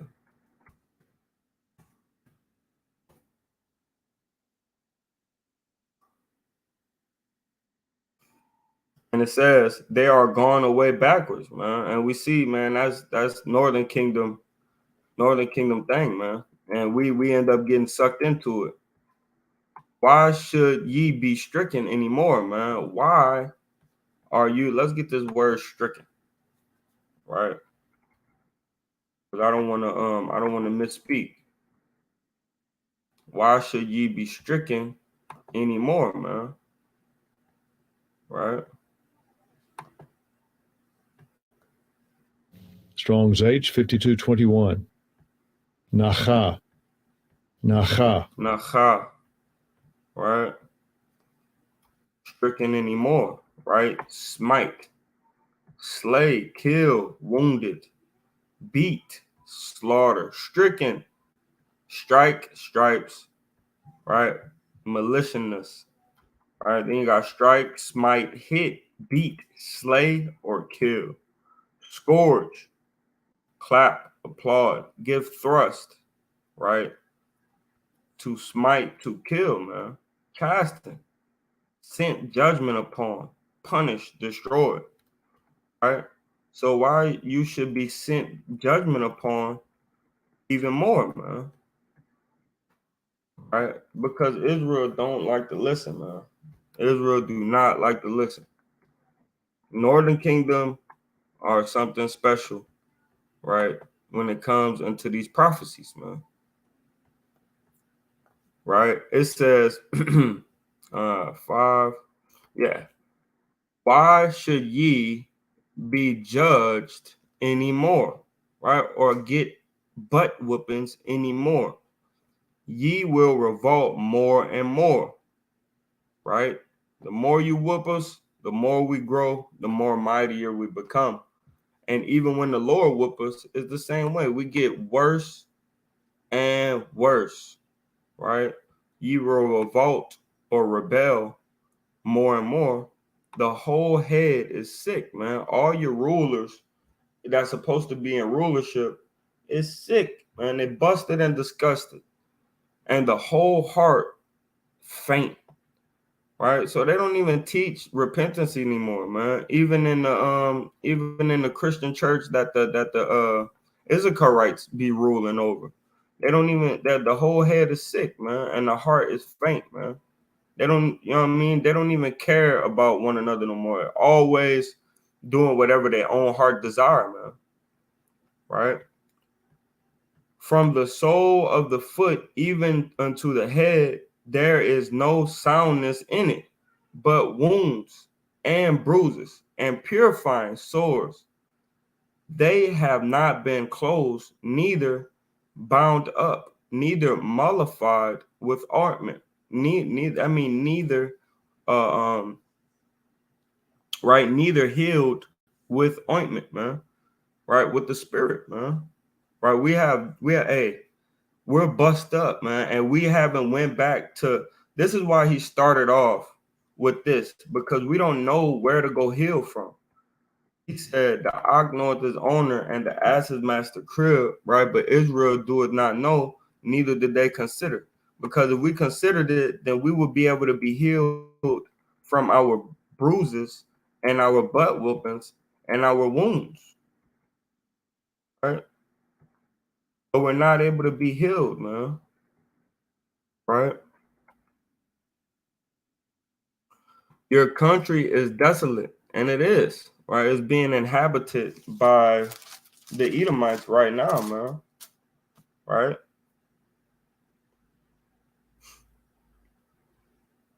It's being inhabited by Edomites right now.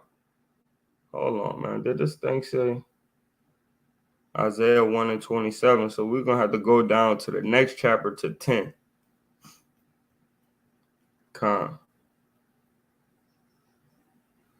Or maybe they just mean 17.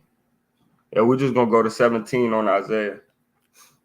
All right, it says, your country is desolate Your cities are burned with fire, right?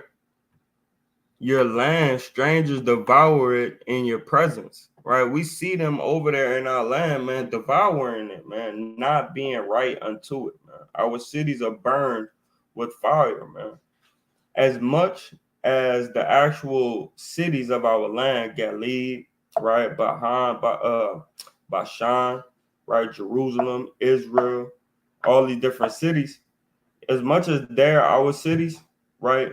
We are the city. The people make the city. The people make the villages, right? And we're burnt with fire, man. We're burnt with affliction, man. We're constantly being afflicted in this land called America, right? Your land, strangers devour it in your presence, right? And it is desolate, right? There's no more fruit, man. No more animals over there plowing. No more seeds growing, right? As overthrown by strangers, man, because the strangers are in it, man. We don't, our land doesn't grow unless we're in it, right? Ever since the Lord gave it to us and we took over, we have to be in the land for the land to flourish. And the daughters of Zion is left as a cottage in a vineyard, right? Let's go see what this cottage is. The daughters of Zion is left as a cottage, right?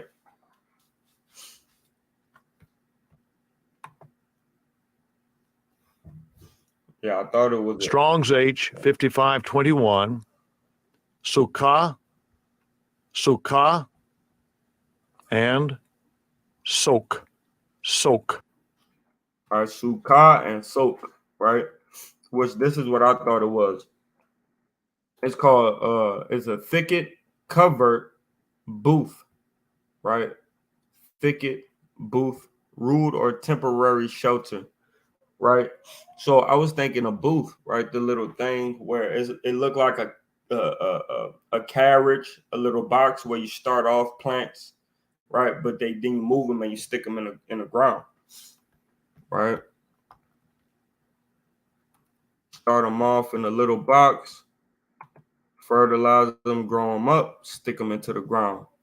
That's what I believe it is, right? It says a booth, right? A tent, somewhere where you cover up this thing from getting overwatered.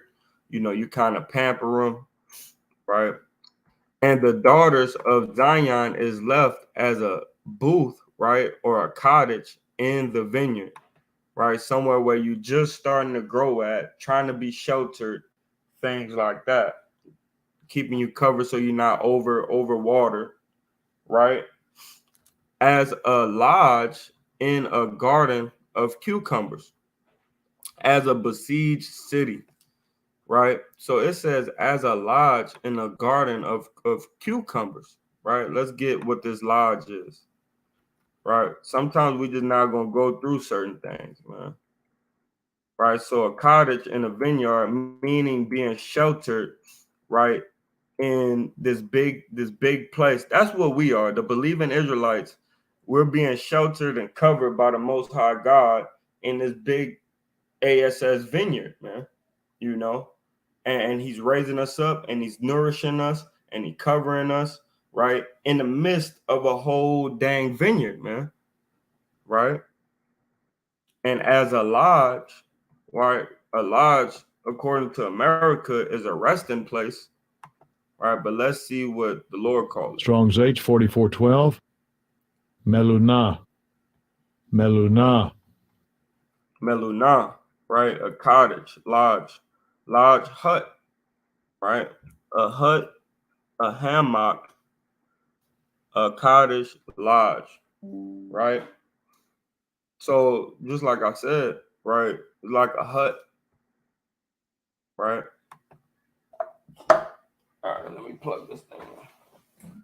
It's like a hut, somewhere you go for shelter, right? So he is explaining, right, through a dark saying. Salakia. Let me get this going so my computer don't shut off. That should be it. Yep. All right, cool. Salakia. All right. So now,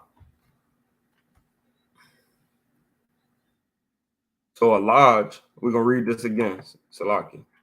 So it says, the daughter of Zion is left as a cottage in a vineyard, right? Meaning a little small basket where you just starting to get things to grow, right? And we just growing in this big old vineyard. As a lodge in a garden of cucumbers, right? As a safe place or a hut, right? In a garden of cucumbers, man, right? As a besieged city, right? So we a besieged city in America, in our different little locations, keeping the law, statutes, and commandments of the Most High God, man, right? Verse 9, except Yahweh of hosts had left unto us a very small remnant, and we that very small remnant, that this cottage in a vineyard, right, and this lodge in a garden of cucumbers, right, as a besieged city, man. We this remnant, right? It says, except the Lord of hosts had left unto us a very small remnant, we should have been as Sodom, fully destroyed, and we should have been like unto Gomorrah, fully destroyed, full of whoredom, right? But you have brothers that was in whoredom, some of us deeper than others, and we came out and became the holy city, man, the daughters of Zion, man, right? Hear the word of Yahweh, ye rulers of Sodom, right? Talking about the conquistador, right? The Edomite, give ear unto the law of your power, ye people of Gomorrah, right? So the same people, man, that's ruling in whoredoms, talking about the Israelites, right? But also another fold, right? The rulers of Sodom is the so-called white man, right? Because this we know this place is spiritually called Sodom and Egypt, right? But he's talking to the Israelites right now. He said, hear the words of Yahweh, ye rulers of Sodom, right? These people that's all into these whoredoms, the crystals, the witchcraft, the Torahists, the Christianity, the Catholicism, the Mormonism, the Messianics, the different Old Testament onlys, right? Hey, right, the rulers of Sodom, man. Y'all need to listen up, man, and give ear, right, unto the law of our power, ye people of Gomorrah, man. The same thing, man. You Christians, the people that say it only by faith, right? The Israelites, man, y'all need to get it together, right? To what purpose is the multitude of your sacrifices unto me? What is all your prayer gonna do for me, right? What is all your incense and your services and your shucking and jiving down the aisle gonna do for me, man? Right? What is all this gonna do for me? Said Yahweh, I am full of burnt offerings, man. I'm full of all your talk, man. I'm full of all your prayers, man, that you pray in vain, right? I'm full of the burnt offerings of rams and the fat of fed beasts. I delight not in the blood of bullocks or of lambs or of he goats, man. I'm sick of all your sin, man. That's what the Lord is saying, man. I'm sick of all that. Does he love when we come together and keep feast days? Yes. Does he love when we observe certain high holy days that he gave to us? Yes. Does he respect and love the offering that we give on the Shabbat day? Yes, right? But he's sick of our sin, man. I delight no more, right? He don't delight in the sins no more, man. It's not the bullock. He loved bullocks, or he wouldn't have commanded us to sacrifice bullocks, man. It's not the lamb. He's not sick of the lambs. It's us sacrificing the lambs on a multitude level for our wickedness, man. He's not sick of the goats, man. All these animals taste good, and he loved to see us barbecue and come together as a community, man. Right? He's not sick of none of that, man. He's sick of our sins, right? When ye come to appear before me, who hath required this at your hand to tread my courts, man? Right? Because still in all, you still thinking like this, right? You still thinking like this. I believe it's Matthew 23.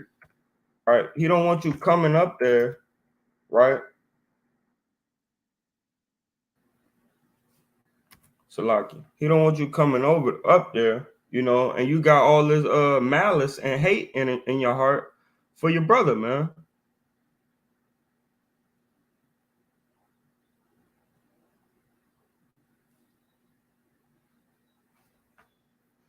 I believe is Matthew 23, but I am wrong, right? It's another powerful book of Matthew. It's Matthew 5, right? Matthew 5 and verse number 24, right? Sometimes I mess up with these numbers too, Salaki. So it reads, it says, but I say unto you that whosoever is angry with his brother without cause shall be in danger of the judgment. Talking about of murder, of killing your brother, right? And to where you got to now be killed. And whosoever shall say to his brother, Rakah, right, shall be in danger of the council, right? Let's get this word right quick. We're not going to go past that word because I don't know it. And I would like to know it, and I'm pretty sure y'all want to know it, right? Let's go get it. All right. It's in the Greek. All right, Rakah. Strong's G 4469. Hrakah. Hrakah. Thayer's Lexicon, related entry. Hracha. Hracha. Which is empty, senseless, and empty-headed man, a term of reproach to use among the Jews in the time of Hamashiach, right? So let's go back to it. And when he said empty-headed man, right, he talking about the same thing as being naked, man, right? In the Hebrew, we talk about nakedness, man, or lacking, right? And it's the same thing, man. Y'all lacking the law of God, man, right? He said, and whosoever shall say unto his brother, Rakah, thou empty-headed man, shall be in danger of the council. But whosoever shall say, thou fool, shall be in danger of hellfire, right? Therefore, if thou bring thy gift to the altar, and there remember that thy brother had an ought against thee, leave therefore thy gift before the altar and go thy way. First be reconciled unto thy brother, and then come and offer thy gift. Right? Because as we reading up in Isaiah, right, the Lord is talking about our offerings like this because we were offering with ill intentions. We were offering knowing that we was gonna sin before we offered that offering. I got a ram. It ain't it just hitting a year. I could do this sin right quick, give it to the Lord, and sins are forgiven, right? Or you come and give an offering, but you don't know. I mean, you're not even realizing that your brother got a problem with you. Y'all have a bad taste in your mouth behind towards one another because he got a problem with you, and you don't want to ask him, hey brother, hey man, you kind of acting different with me. You got an issue with me. Is there something that we need to talk about, right? And before doing that, you going to sacrifice an altar and knowing that your brother is in sin, right? So we need to look at these certain things, look at these sins, make sure that we're not holding malice or hatred in our heart to one another, and give our prayers up, man, right? So the Lord can accept them while we pray humbly, right, and broken, right? So let's go back to Isaiah chapter 1. I just had to bring that out because people always say that the Lord is done with our offerings and why we keeping the Passover and certain things like that. When he didn't say that he was done with it, don't do it no more, right? He just saying he's sick of it, man. He's sick of us sinning and come and give the blood of bulls and goats, man. It said, when you come to appear before me, who hath required this at your hand to tread my courts, man? Right? When it goes into tread, it means to surround, right? Bring no more vain oblations, right? And they're vain because you're not doing it, and you're not doing it in sincerity and in truth, right? You doing these things to basically you giving these gifts and these offerings because you knew that you was gonna sin. You didn't sin on accident. You knew you was gonna sin and you had the gift for it, right? So he's like, bring no more vain oblations, and you had hatred in your heart for your brother, and you still went to go serve the Lord and give him an offering, right? Bring no more vain oblations, offerings, incense is an abomination unto me, right? When you breaking the law, statutes, and commandments, and you harboring hatred on your brother, you trying to kill your brother, right? You killing yourself by smoking weed, destroying your temple by snorting coke, right? You got all these different things that you're doing, right? He says your prayers, right? Your incense is an abomination unto him, man. Right? Your prayers are an abomination unto the Lord. Right. If we go into Psalms, I believe is 118, and you read in there, it tells you, man, that our prayers should go up before the Lord as sweet incense. Right. He's letting you know right now, man, your prayers, man, are abomination unto him because your heart ain't right. Right. The new moons and Shabbats, uh, the calling of assemblies, I cannot away with. Right. It is iniquity, even the solemn meeting, right? Talking about the Passover, the three feasts that we have to come together on, right? Salakia. He said, I cannot away with, man, right? It is iniquity, man, right? So the new moons, the Shabbat days, the calling of assemblies, I cannot away with. He cannot put them away, right? But they're like iniquity, right, unto him, even the solemn meeting, right? Because our people heart not right, man. You got people in the truth, man. They come to the feast day just to get loaded, right? Just to get drunk, just to taste that new lamb that the brother he just found the new banging spot that sells some nicely chopped lamb, man, right? That you throw on the grill and you hook it up yourself, but they got it nicely cut, good meat, grass fed, tended to, right? And he says, man, he's sick of it, man, right? And the people that want to come eat that lamb, man, they only want to come there for the lamb, man. They're not coming there to serve the Lord. It's just because they like the lamb. And you got that new 500-year-old bottle of wine that costs like 300, $400, right? And you got three of those. And brother, like, man, I want to try some of that wine, man. But he's not drinking and being merry in the right spirits for the right reasons, right? Reading on. And it says, your new moons and your appointed feast, my soul hateth. Right? So should we stop because the Lord is fussing at us? Should we stop serving him? No, man. By us not serving him, right? Let me show you something right quick. Let me show you something right quick.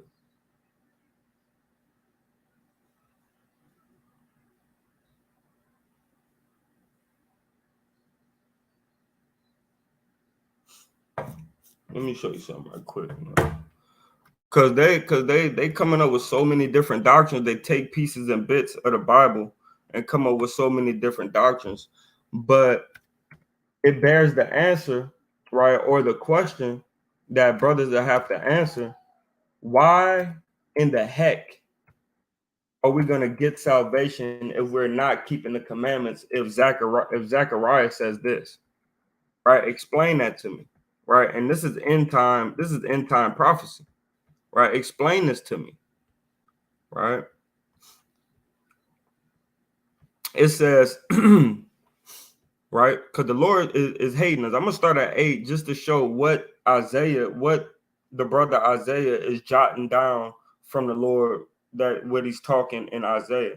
This is the book of Zechariah, chapter 10 and verse number 8.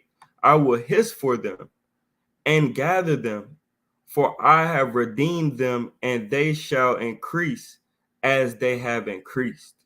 And I will stow them among the people, and they shall remember me in far countries. So he sold us around the people, and we remember the Lord in a far country, man. Right? How do we remember the Lord? Right? And they shall live with their children and turn again. I will bring them out of the land of Egypt, in time prophecy, right? And gather them out of the land of Assyria, right? And bring them into the land of Gilead and Lebanon. We just read about Gilead and Lebanon. That's our land, man. Our brothers own that land, man. Reuben, Gad, right? And Manasseh owns that land, man. And place not be found for them, right? So right here we see, and they shall remember me in their far countries, and shall live with their children and turn again, man. Right? So let's go get that, man. Right? How we gonna remember the Lord, man? Right? This is one of the ways that we remember the Lord, man. Right? It says this is the book of First John chapter 5 and 3. For this is the love of God. We remembered the love of God. Right? We finally in the far off land where he scattered us in the midst of all the people. Right? We figured it out, man. We figured it out, right? We struck oil, we struck gold, man. We figured it out, and we remembered the Lord, right? And it says, for this is the love of God, that we keep his commandments, and his commandments, right, are not grievous, right? And it says, for whatsoever is born of Yahweh overcometh the world, and this is the victory that overcometh the world, even our faith. So with the works of the law, with remembering the Lord thy God and believing on Hamashiach Yahushua, we get what? This is the victory that overcometh the world, man. Right? We overcome the world, man. Right? And I got more precepts I want to go into, but I'm gonna keep it light, right? And I'm gonna go into back to Isaiah. But we remember the Lord in this land, man. Right?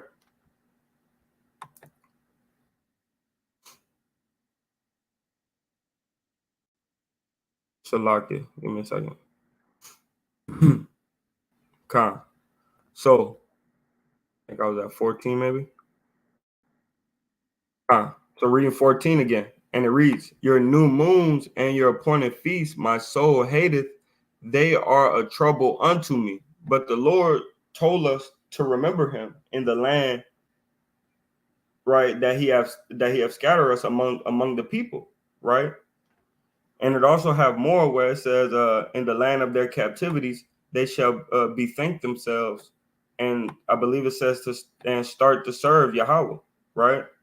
And it says they are a trouble unto me. Your solemn feast days, your new moons, appointed feast is a trouble unto the Most High God.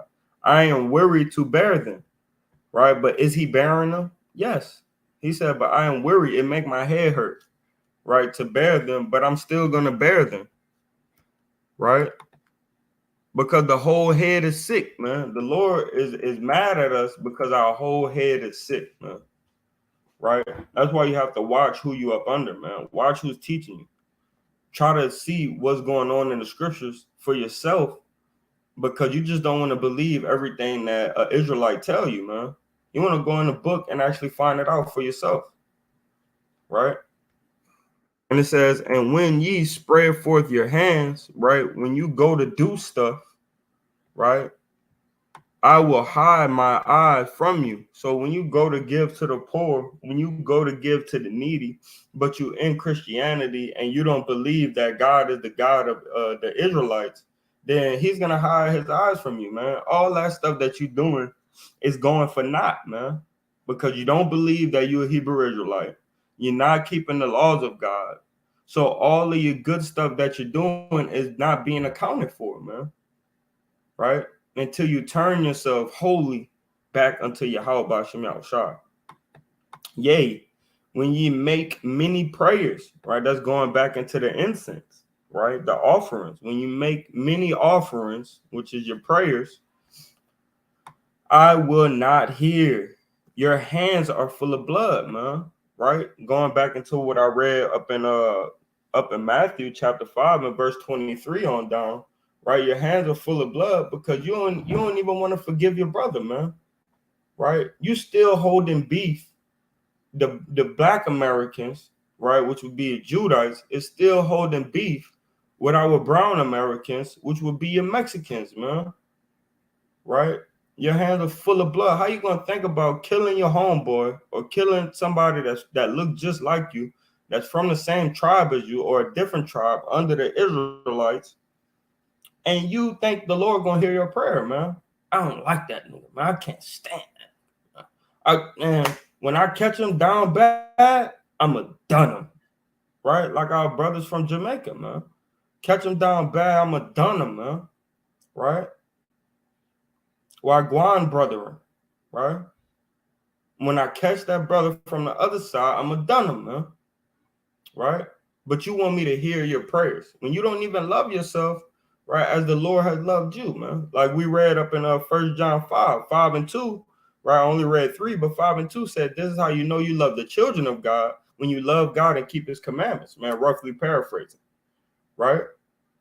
So you gotta love the children of God. So your hands not full of blood, man. Wash you, clean up your way, man. Use the word of God, man, and make you clean, right? Put away the evil of your doings, right? So the evil of your doings, man, is going against Yahweh Shem Yahushua, man, going against the law, man, going against the creed that was set, man. Right? So the decree and the justice and the judgment could bring forth, man. Put away the evil of your doings from before mine eyes. Cease to do evil. Evil is breaking the commandments of the Most High God, right? There's good and there's evil. And we know one thing. I'm going to get this quick precept. Right? We know one thing.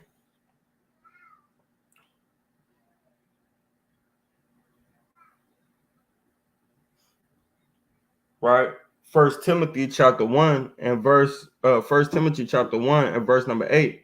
It says, we know that the law is good when anyone useth it the right way. And we know that the law is good if any man use it lawfully. Right? So the law is good, man. So the opposite of good is evil. So to do evil, meaning you're not doing the law, man. Simple as that. Right? Learn to do well, seek judgment, relieve the oppressed, judge the fatherless, plead for the widow. Right? So we need to pray for the sisters that have lost their husband, right? That is not married yet. Again, right? We have to judge the fatherless. So you can't let the fatherless just slide because they lost their daddy, man. No, you got to raise them up, man. So you're going to have to judge them. Hey, brother, look, you can't think like that and you can't move like that because that got me right here before. So you need to do better than me. So I'm judging your actions, man. Right? I'm judging what you're doing and I'm seeing that you're going to end up in a bad place just like me, man. Right? I'm a fatherless child, man. Right? I'm 28. My dad died when he was 49, man. When he was 49, man. Right? My daddy died when I was just getting into my 20s, man. Right? 21. Right? So hey man, we gotta judge the fatherless, man, and tell them what they doing. Relieve the oppressed, man. How do we relieve the oppressed? By showing them who they are, showing them that repentance is only for the Israelites, and show them the only way to get salvation is by repentance. And do what? He said, learn to do well, learn to do the law, and seek judgment, man. Right? Seek judgment, man. Have counsel, man. Talk about stuff with your peers, man, and people that are above you in this truth, and seek judgment, man. Seek what the Lord is actually trying to tell you, man. Because, hey, David asked for judgment often, right? And his heart was perfect with the Most High God, right? Seek judgment, man. Right? Reading on. It says, come now and let us reason together, said Yahweh. Though your sins be as scarlet, right? Something that you see that is beautiful, right? They shall be as white as snow, right? So, hey, man, the Lord gonna purify us, man, right? Though they be as scarlet, right, as royal apparel, right, and something that we think is good, right? The Lord is going to clean them up, clean us up, and make us pure as snow. And if you know about snow, you could eat snow. Strong's H8144. Shani. Shani, right? You could eat snow right off the ground, man, as long as nobody ain't step on it, man. You could eat snow right out the air because it's so pure, right? Scarlet, crimson, properly, properly of the insect of coccus list, whatever that is, and dried body of female yielding color matter from which is made dye used for cloth to color it scarlet or crimson, meaning purple, right? So, Salakia, itchy beard syndrome, right? So, but just playing, but though your sins be as scarlet as purple, royalty, dark, right? Noticeable, right? He's gonna do what? He said, though your sins be as scarlet, they shall be as white as snow, right? And the Lord tells us that, man. Though they be red like crimson, they shall be as wool, right? And wool is another pure uh uh fabric, right? Wool is something soft, something that's loving, right? Something that was reverenced in high regard back in our day, man. And wool is another thing that has to do with purity, right? And this also goes into Acts chapter 17 and verse 30, right? Where the Lord winks at our ignorance, right? But commanded every man here and now to repent, right? Loosely paraphrasing. If ye be willing and obedient, right? Meaning, if this is what you want to do and you want to keep the law, right? Ye shall eat the good of the land, right? But if ye refuse and rebel, ye shall be devoured with the sword. How many brothers we repent, right? If ye be willing and obedient, we repent. We don't pack guns no more to kill our own people, right? We don't smoke blunts out there in the street, right? We back to keeping the laws, statutes, and commandments, and all the laws, right? The sacrificial, ceremonial, moral, civil, dietary, right? We keeping the laws of God. Ye shall eat the good of the land. So even the land wherein we are captives, if we keep the laws and be obedient and willingly do so, right?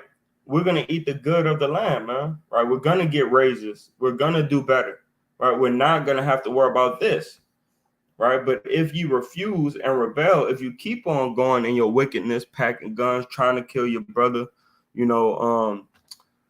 moving dope cross country, moving dope cross seas, right? You shall be devoured with the sword, man. You're gonna get shot in the face, man. Right? For Yahweh, for the mouth of Yahweh has spoken it, meaning is not he not turning his mind back, right? But if we repent, even in the land that we are in, right? Even in the land that we're in, man, the Lord will help us out, man. Give us a longer life, like it tells us in Sirach. Give us a longer life, and keep us safe, man, to where we don't have to worry about getting killed by the sword until Jacob's trouble is in full effect, right? How is it the faithful city becoming harlot, right? How is it that that Jerusalem, right, or the Israelites have become an harlot? It was full of judgment, righteousness lodged in it. But now murderers, right? Full of judgment and the keeping of the law. But now y'all just want to come bring me sacrifices and keep sinning like the other damn nations, right? But now murderers, man. Thy silver is become dross, right? And we know the silver is the southern kingdom, right? Your silver has become dross, and thy wine mixed with water, and your doctrine has become mixed with water. Now you have Christianity and black people flooding Christianity in a high rate, man, because our wine has been mixed with water, man. All right, thy princesses, shucks, Salakia. Now my computer's starting to act up. All right, thy princesses, evildoer, corruption, mixed with water. Thy princes are rebellious, right? And our children are rebellious, man. We are rebellious, right? We're a rebellious nation. Thy princes are rebellious, right? We can even see that in numbers. And companies of thieves, right? Just like when the Lord told us to leave everything in the land and utterly destroy it, right? Take no spoils for yourself. They still took the women, man. They still took gold, silver, right? And that makes them a what? A companion of thieves, man. God told us to leave it, but y'all want to take it, right? And we see this in the Christian church, man. Companions of thieves, man. All they do is steal from the people, heap up treasures unto themselves, and never give back unto the community how they should, right? Everyone loveth gifts, right? And they do, man. They love the money that they get from this so-called white man, man. They love the child support. They love the WIC. They love the food stamps, man. Right? Everyone loveth gifts and followeth after rewards, right? The workaholics, man. Right? Always wanting something for what they do, man. Sometimes you got to give stuff out the kindness of your heart, and the Lord will reward you later, but you shouldn't even be looking for a reward, man. The only reward we should be looking for is hoping and be able to be partakers in the kingdom. They judge not the fatherless, right? They letting these little evil bastards run around and not have no damn decorum or respect for themselves, right? They judge not the fatherless, neither do it cause of the widow to come unto them, right? And usually, just like I was talking about earlier, usually we'll bring the widows in, teach them, help them as much as we can, right? And then hopefully they get married again, right? Lord willing. Therefore said Yahweh, right? Yahweh of hosts, the mighty one of Israel. Ah, I, I will ease me of mine adversaries and avenge me of my enemies. Talking about everybody that's against him, of our nation and of the Goyim, right? Of the strangers. And I will turn my hand upon thee and purely purge away thy dross and take away all thy tent, right?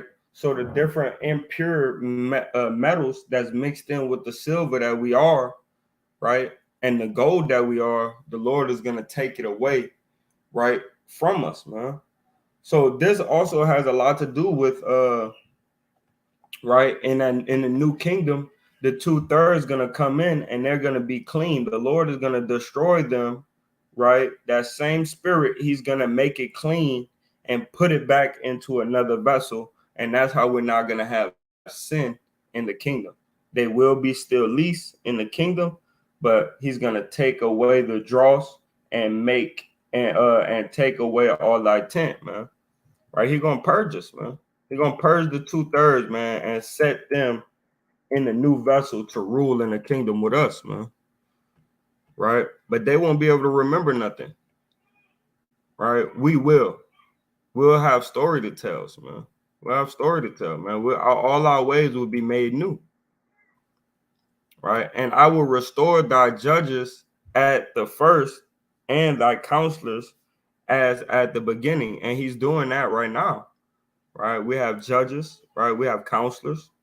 Afterward, thou shalt be called the city of righteousness, the fruitful city. That's happening right now, man. Right? But even so much more in the kingdom.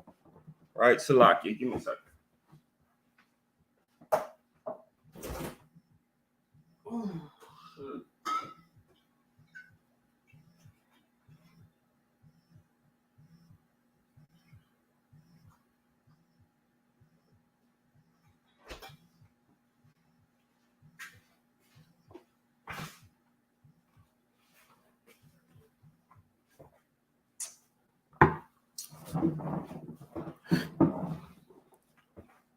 The city of righteousness shall be redeemed with judgment and her converts with righteousness. So, hey, man, let's continue to keep doing this work, man, putting our best foot down and saving our brothers and sisters from this sleep that they're up under, man, because the Lord wants us to, man, and we gotta have more converts, man. We gotta have more converts, man, so the Lord will be pleased and we can finally get out of here and rule in righteousness, right?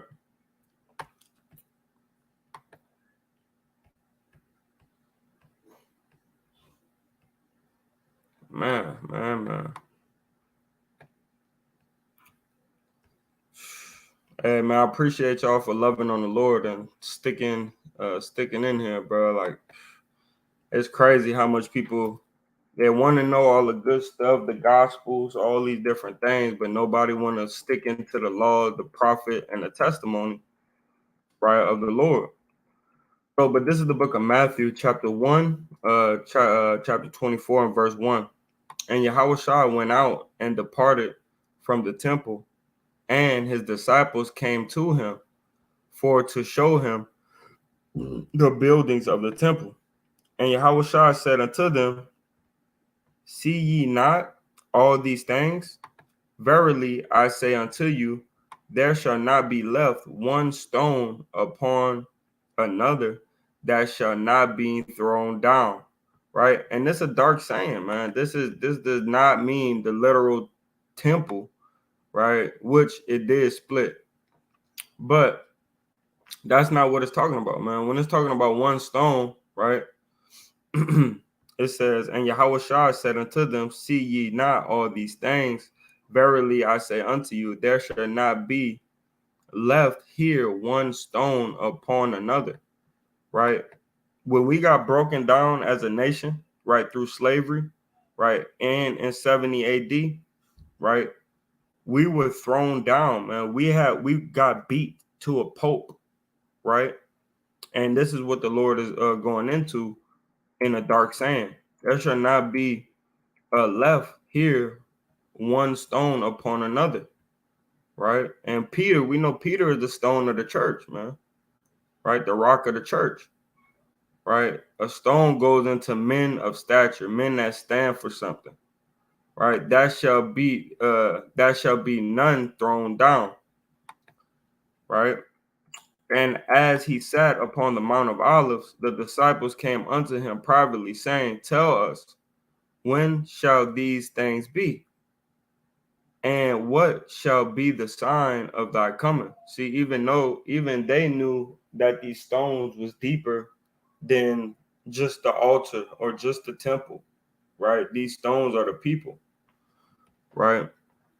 And what shall be the sign of thy coming and the end of the world, right? The end of the world of the Grecians, man, of the Romans, right? And Yahushua answered and said unto them, Take heed that no man deceive you, right? For many shall come in my name, saying, I am the anointed, I am Christ, and shall deceive many, right? We got this guy, Yaju, claiming himself to be Christ in the flesh, right? And ye shall hear of wars and rumors of wars. See that ye be not troubled, for all these things must come to pass, but the end is not yet. So as much as we hearing the wars, the rumors of wars, we have the BRICS forming alliances against the I believe it's the EU and the United Nations, right? We have these countries going against one another, right? Biden sending 30,000 more foot soldiers to go fight with Ukraine, right? The war is coming to pass. World War III is happening, right? But hey, guess what? He said, but the end is not yet, right? And we see the many antichrist, right? And it says, for a nation shall rise against nation. That's happening right now. Kingdom against kingdom. That's happening right now. And there shall be famines, right? And the U.S. is in a great famine. That's why they're starting to use steroids to make the chickens grow faster, the cows grow faster, all these different things, right? They got they're cloning things, right? To where you're not putting things in soil, to where broccoli is getting made in a hydro thing that grows plants, right? Because it's not enough land and soil because they put houses everywhere and streets and pavements everywhere, right? And pestilences. We've seen it with COVID-19. We've seen it with the lice. We've seen it with the smallpox, with the monkeypox, right? With these different things that's happening upon the earth, man. Right? It's happening, man. We have more earthquakes than ever, right? We just had a 7.7 multitude earthquake down there in the Atlantic, I believe it was, right? In diverse places, right? This was an earthquake that happened in the middle of the water, right, to create a tsunami. All these are the beginnings of sorrows, right? So sorrows are coming, right? We're about to be in concentration camp soon. Bet your bottom dollar on it, right? One of the brothers was explaining to me. He said he don't think that we're gonna be going through Jacob's trouble, right, on a high level in our time. He don't think that we're gonna be saved in our time, right? And Lord willing, man, he's wrong, man. And we're gonna be saved out this place, man, because I'm sick of this, right? Lord willing, my kids will be saved too after me, but I want to be saved with my children, right? I'm sick of this place, man. Then shall they deliver you up to be afflicted. And we're waiting on that, right? We're waiting on that. Yeah, are we being afflicted on a low level right now as Israelites that's practicing Hebrew Israelitism? Yeah, we're being afflicted on a low level. But to be delivered up to be afflicted is just like in the Maccabees, where they cut out our tongue and they cut off our fingers bit by bit to get us to sin against the Lord thy God, right? And it says, and shall kill you, right? We're not being killed on a high level, man, right? You haven't seen, um, you haven't seen, 1 second, right quick, 1 second.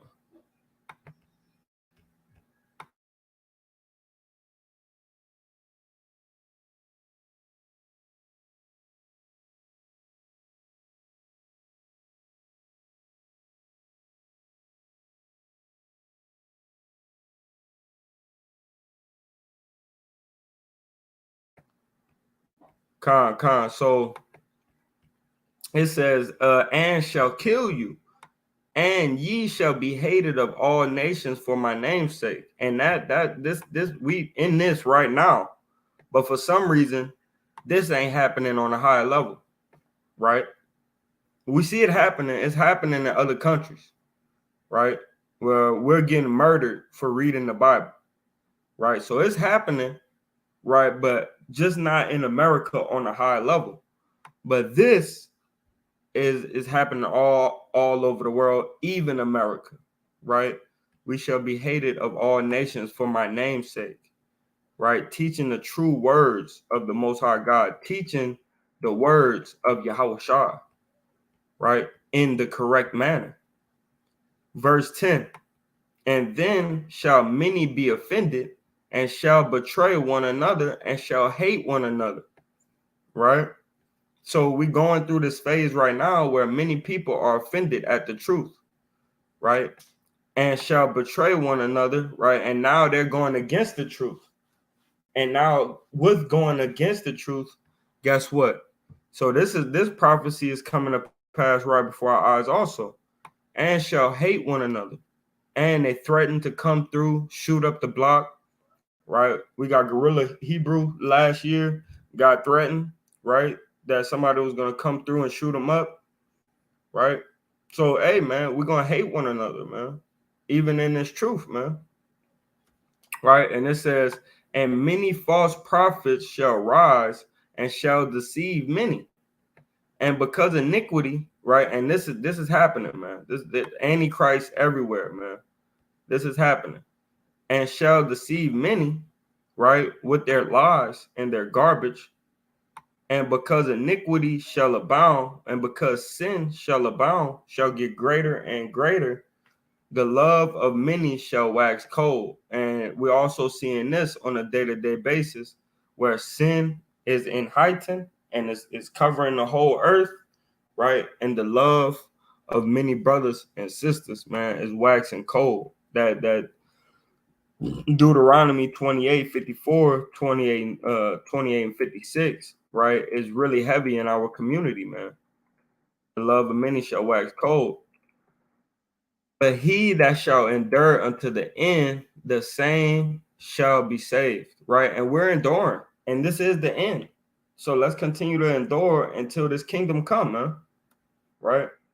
And this gospel of the kingdom shall be preached, right? This is the gospel. What we just read is part of the gospel, man, right? And this good news of the kingdom shall be preached in all the world for a witness unto all nations, and then shall the end come. And right now, the true gospel of Yahweh Bashim Yahweh Shah, Salaki, is being spoken and taught in all nations, man. We're in London, we're in Guam, we're in Guantanamo Bay, right? We're in different areas of this world, right? America, North America, South America, Central America, Canada, um, the European, right? The Europe, right? Russia. We in all nations prophesying and teaching His word. So this prophecy is being fulfilled, and the world, right, is coming to an end, man. This thing is coming to an end, man. The bump, the pimple is coming to a head, man, and it's almost ready to be popped, right? And that's that red button that Putin and North Korea is going to push very soon, right? When ye therefore shall see the abomination of desolation spoken of by Daniel the prophet stand in the holy place, whosoever readeth it, let him understand, right? So, and we understand what Daniel is talking about, right?